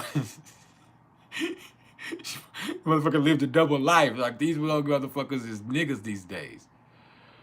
But yeah, this bitch was living a double life or something. I still don't know. She's a Scorpio. I still don't know. I just know we had these intense exchanges. We spend all night together, and then she just disappeared. Can't find her in the daytime, like a motherfucking bat. And so, yeah. I don't know what these little young motherfuckers was doing to me, but it just got to the point where I said, man, I don't want to do this no more. I want to go home to what's safe. These motherfuckers put me through, these young motherfuckers put me through the ringer. I just want to go home to my family and be a man and be safe and have my woman who loves me, and I know she loves me, and we won't cheat on each other no more because she ain't going to cheat if I ain't cheating, and if I just go home and be good. Like, everything, like, I want to go home and be a husband to my wife. I love my wife. And I was already sneaking home and shit, so. Yeah, I had to go home where it's safe. These little young motherfuckers is beastie. So I made that call. I started telling people like for a couple months before that, like, man, I'm ready to go home. And so finally one day I was just like, hey, I know I got this house. I'm gonna pay this last month of rent, but you know, I want to come home. I love you.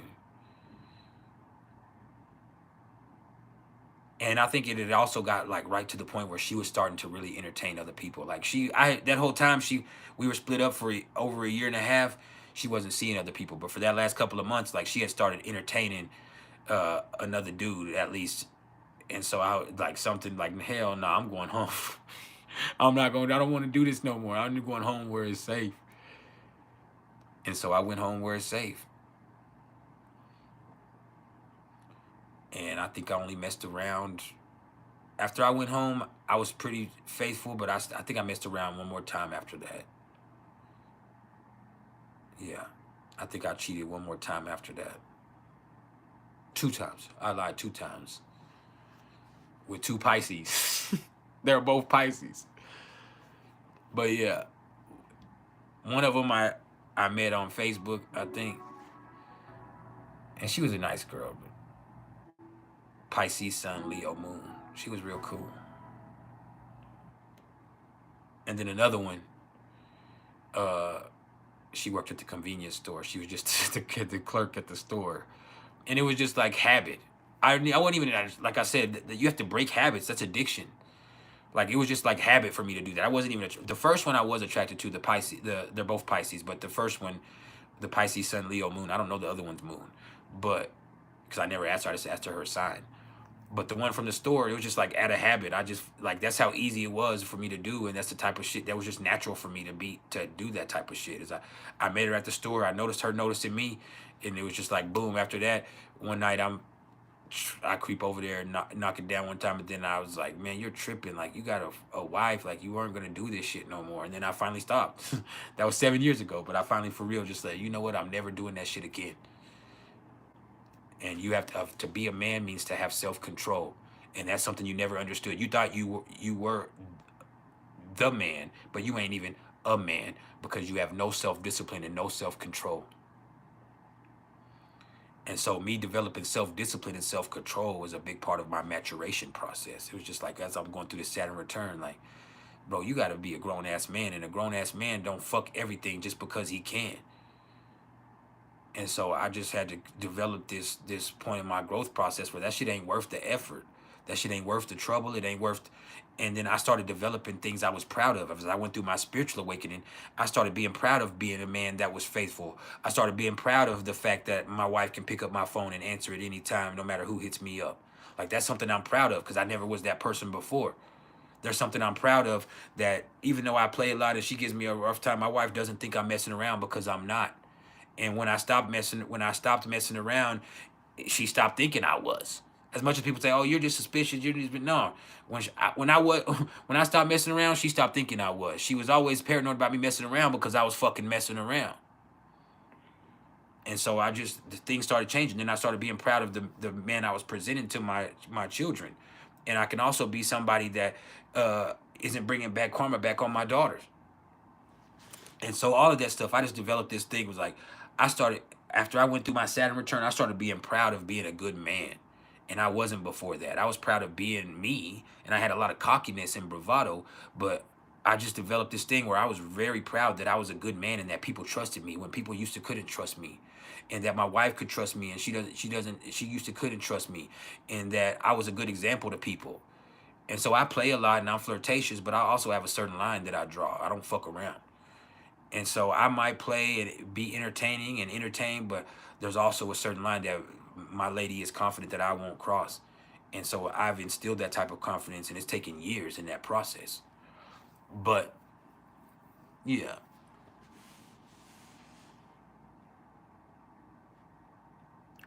That's the whole story of that. It's been a very reflective Monday, ain't it? Reflective ass Monday.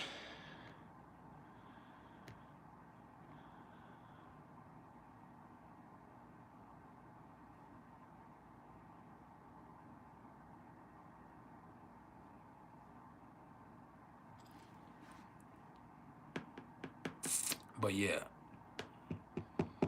that's kind of how it went.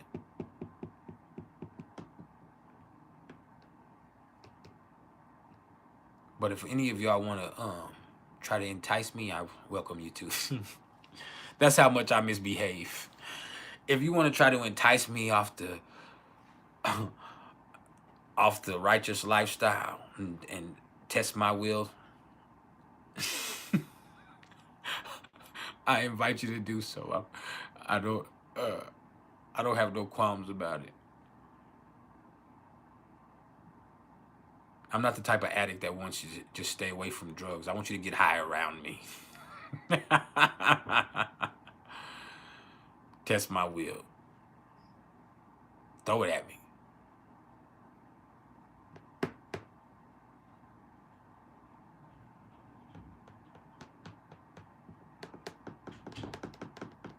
We're about to go in about 5 minutes, 10 minutes. We've been here over 3 hours. You ain't gonna get in trouble. You just might die. But yeah, I just, you know, I've really had to grow in a lot of ways going through this stuff, and astrology's really helped me put these things into perspective and see where it comes from. It's been one of those times.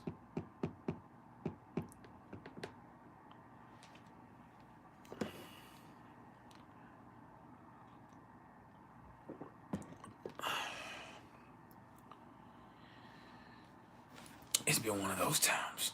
Yeah, I gotta take this vest off.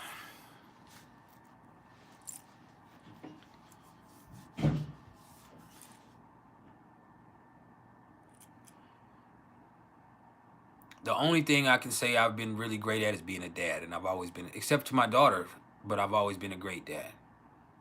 My daughter that doesn't live with me. Roger, What? I barely opened the door. For some reason, something like loud just slammed in the bathroom. What is it? I don't know, nothing dropped because it would be way quieter. But as soon as I closed the door, it was just a quick slam. Come here. You heard a quick slam. Yeah, then people can hear you. Well, I heard like a loud slam. Like it wasn't the door because I didn't close the door hard. I barely even. Have you been drinking Kool-Aid? Huh? Is that why your mouth is all red under your nose? Mhm. You got a Kool-Aid mustache? A Kool-Aid smile? Come here. It was just. Because something fell off in the tub. I can check.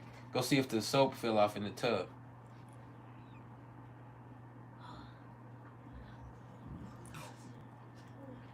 Come here, Chief. Come say hi to the people, Chief. It's been a few days. Come on. Yeah, it was. It was the body wash? Oh, See, I'm always right. Say, hold on, come take Chief. I'm finna let people see him, and then I'm finna. Or he don't even want. You want to go up here or not? There he is. There he is. There he is. He's your baby. Look right there. Here, let's turn it. Look right there. You ain't gonna look.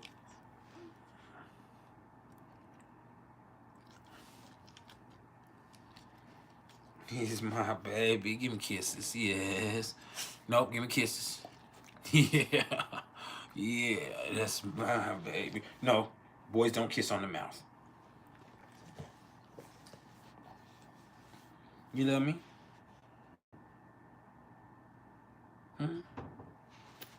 Go see who that is. Who is that? Who the fuck is that? See, I'll get him amped up. Who the fuck is that? Go get him. Go get him. They're trying to hurt your daddy. Go get him.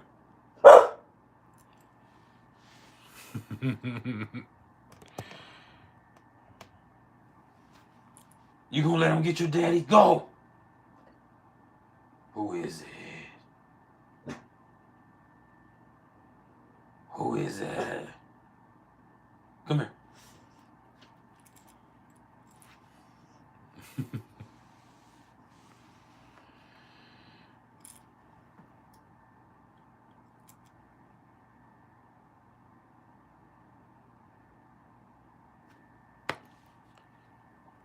What's crazy is that Diddy stuff happened and all y'all just became unoriginal. Is this Diddy? Is this been through a Diddy party? Why is your mind on that? Because nobody else's mind be thinking about that shit but your dumb ass. Sir. What I'm fixing to do is go chill with my son, watch some professional wrestling like I've done since 1992. So yeah.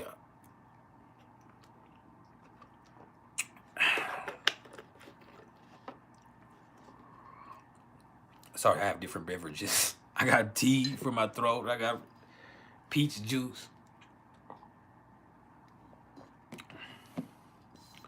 But yeah, it took me a while, but I just got to a point where I had to stop cheating. I had a great run though. I had a classic run. I had a classic run, but she was cheating too though. I'm still fucked up. She fucked a barber. And then one time she was gonna go fuck with of all the people, she was gonna go fuck with this dude that I've been beefing with since I was 15 years old. I fought him when we were 15 years old, but him and I had a little beef with each other and a strong distaste for each other. We've been in each other's presence and been cordial with each other, but we had a distaste for each other. We kind of were rivals since we were 15 years old. And she was gonna go fuck him. And she ended up telling me, but he ended up getting killed by my best friend. Now, this was a totally unrelated incident. It didn't have anything to do with me. They started hanging out. He started hanging out with my best friend in my hometown. They got high. My best friend shot him. I don't know the story of why my best friend is a murderer. He's always been like that. Like, straight like that. He's a fucking murderer. And, yeah, but he got killed. She was gonna go cheat with him, but he got killed. They had plans for her to go down there and spend the weekend in our hometown to go. She was going to visit her sister, but she was really going to fuck him and didn't tell me. And he ended up getting killed the day before she went down there. My best friend smoked him. But my best friend will smoke me too. So it's not like he did it for me. He's like that. That's what happens when you grow up in the streets around those type of people. Like, he's a straight killer. Always has been. Even on the football field, his nickname was Killer.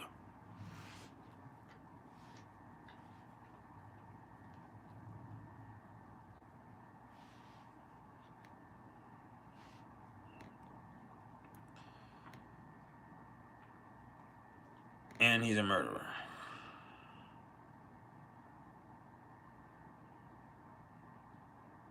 Hold up.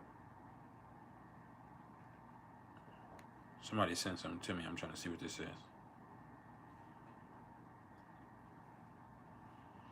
I don't know.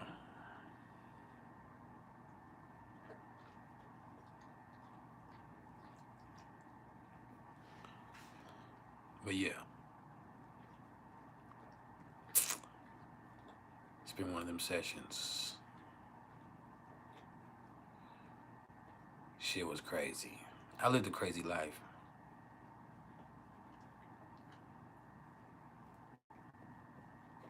For real.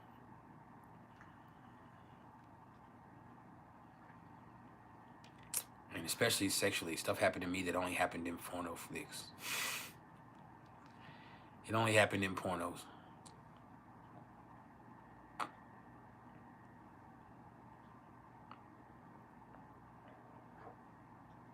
Not for real. I remember one time, I'll tell y'all this last story before we go. I might have told y'all this story before, but there was this girl, she was an upperclassman. I was a sophomore, and she was like, I don't know if she was a junior or a senior, but she was a year or two older than me in high school, but she was real bad. Her name was Sheba. I mean, she was bad. And I didn't enter the name Sheba. As a matter of fact, she was so bad that I had been over at my other friend's house. His name was Donald, and he was fat. Real fat. Donald was real fat. And one night I was laying there, and I heard Donald in there. I heard Donald in there jacking off, going, Sheba, Sheba, Sheba. He was saying it. I caught him. He was in there saying her name over and over again. We were like 15 or 16, but he was in there. She going, Sheba, Sheba. And so, anyway, we were in school one day, and I got to rapping at her or whatever, and then she started entertaining it, which blew my mind. Like, damn, she's entertaining this shit. I mean, it wasn't me, though. And so, she started entertaining it, and she's basically like, I heard about you or whatever. She's like, but you're just trying to fuck me. And I was like, nah. She's like, I'm telling you now, you're not gonna fuck. And I mean, it hates me because I think about my son being in high school now. So, like, just the way that high school was, she's like, you're not gonna fuck. And I'm like, in my mind, like, I'm gonna fuck. And so, she started, like, entertaining me and playing that game with me for a week or two. And then she was like, well, what you can do is come over and walk me to school. My mom works at the prison, and her mom did work at the prison. And so my mom has to go to work at 6 a.m., and that means she can't take me to school.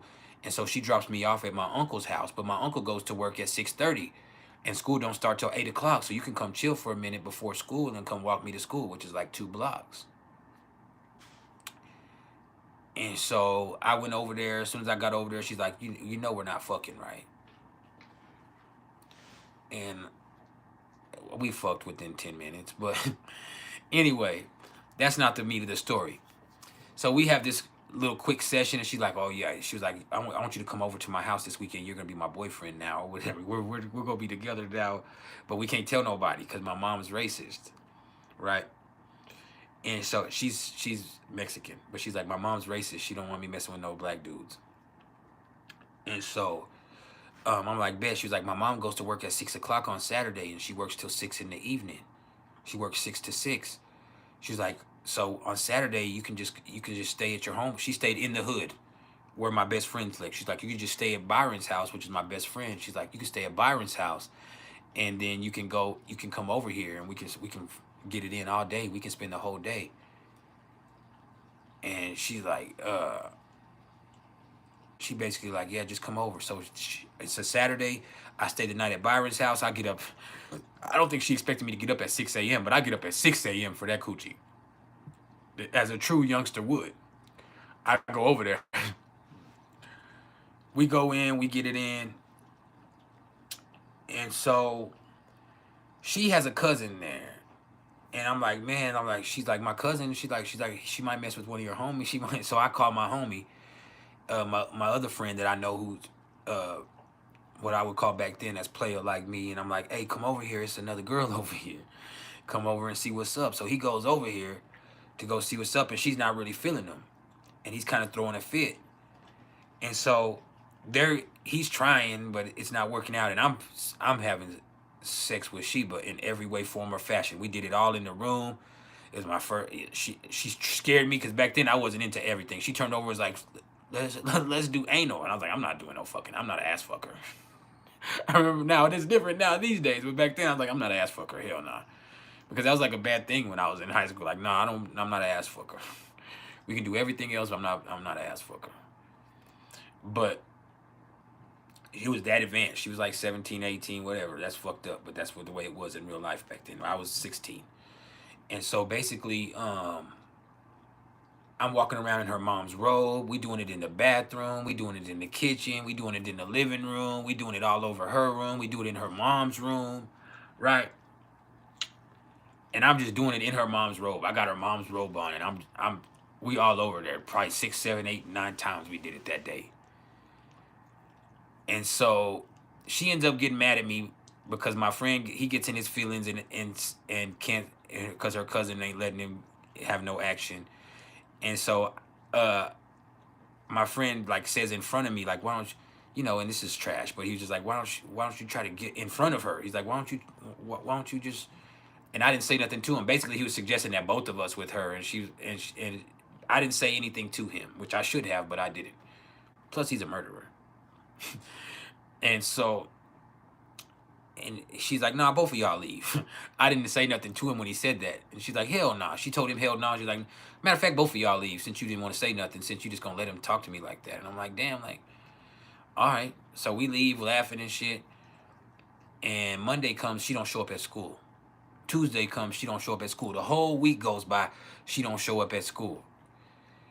And so a whole nother week goes by, she doesn't show up at school. I'm like, what the fuck? And I'm like, damn, she's not answering my phone. She's supposed to be my girlfriend now, whatever, in my mind. And so I'm happen to be at the store, the corner store in the hood, which is a 7-Eleven. And I'm at the corner store, and I see her come in. As soon as she sees me, like, I see in her eyes, like, she panics. And I'm thinking, oh, man, she must be pregnant or something. And it's only been 2 weeks, so there's no way she would know that. But she just, or maybe she's still mad. I'm like, damn, she's still mad. I've been trying to call her and apologize and shit. I told him, and she's not saying nothing. She hasn't been at school, so I'm like, what the fuck is going on?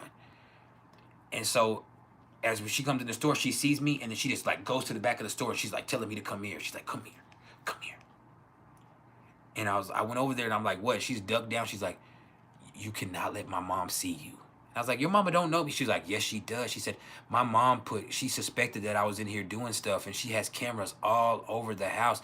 And she had cameras, especially in her room. She saw us having sex in her room and you in her robe. She knows what you look like.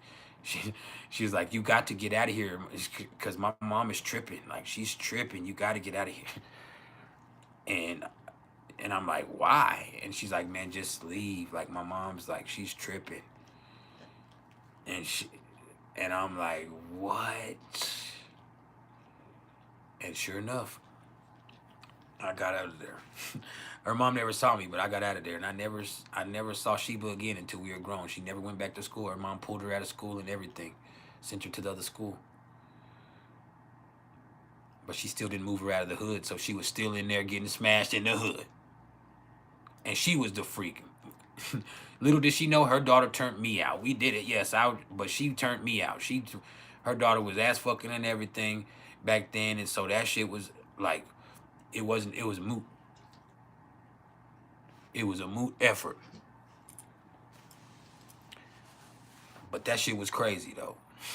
And that's not even the crazy, like, I've had some crazy shit happen. That was just one of the first crazy things that happened to me. Like, for real.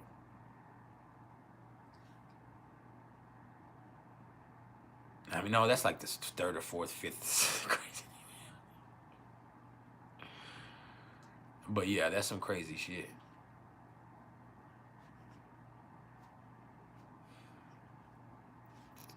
I just got myself into stuff. I fucked my second grade teacher when I was 16. Now, that's wrong of her. And she actually ended up getting arrested for, not for me, but for other stuff later on, because I guess she'd been doing this. But I ended up developing a relationship with my second grade teacher. Not in second grade, she didn't do anything like that in second grade, but as I grew up, we knew her. We've been at her house, stayed the night at her house before, and then it just got inappropriate, like grooming, basically. It got inappropriate. And when I was 16, when I was 16, I was the worst. When I was 16, and I can't just blame her because I solicited it, but her being an adult, she should have not, it's still predatory because she should have stopped that.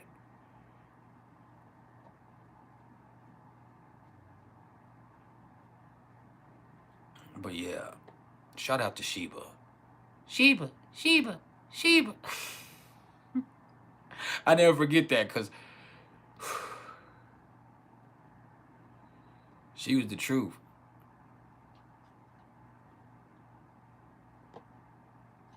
And she was a prodigy. I was a prodigy. She was a prodigy. And she knew her mom like a book. She just didn't know her mom had them cameras because she obviously been fucking in the hood since then.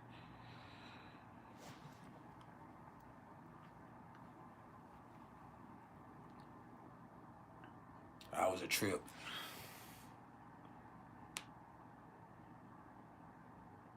Oh. Hold up. No, that's not her. But yeah. I used to have those crazy experiences.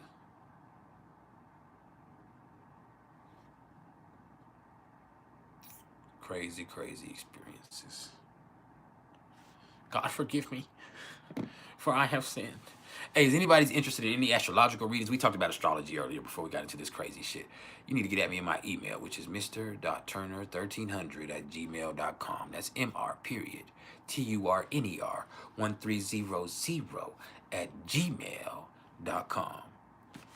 And that's for all types of readings. That's for birth chart readings, for Pluto through Aquarius transit journey readings that I myself am the only one in the whole world that offers. That's solar return synastry, numerology.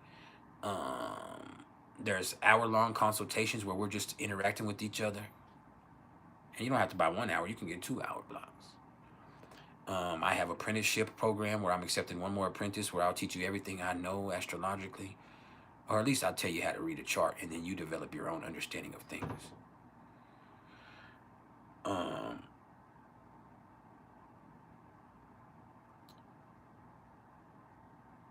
I have, what else? The PrIcElEs program where you could pay for a 3-month block of consultations where basically every week we meet up for an hour. Every week we go over all of your transits coming up for that upcoming week.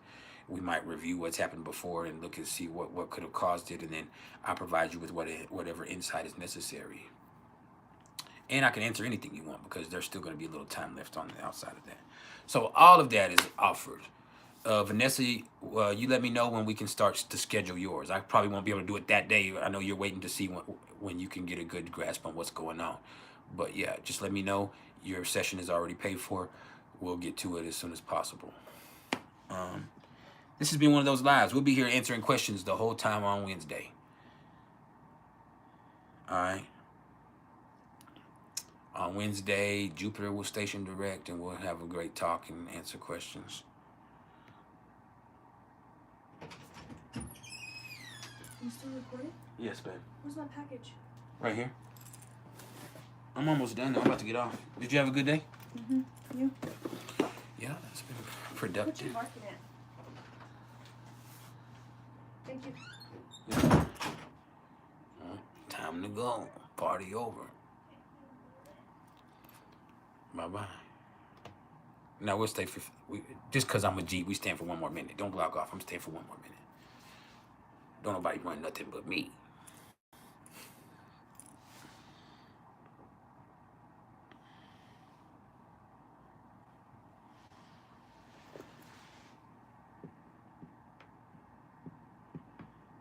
For real, I run this.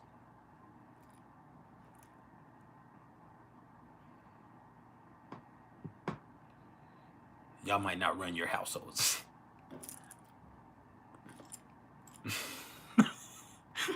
I run mine. I run this space, this office.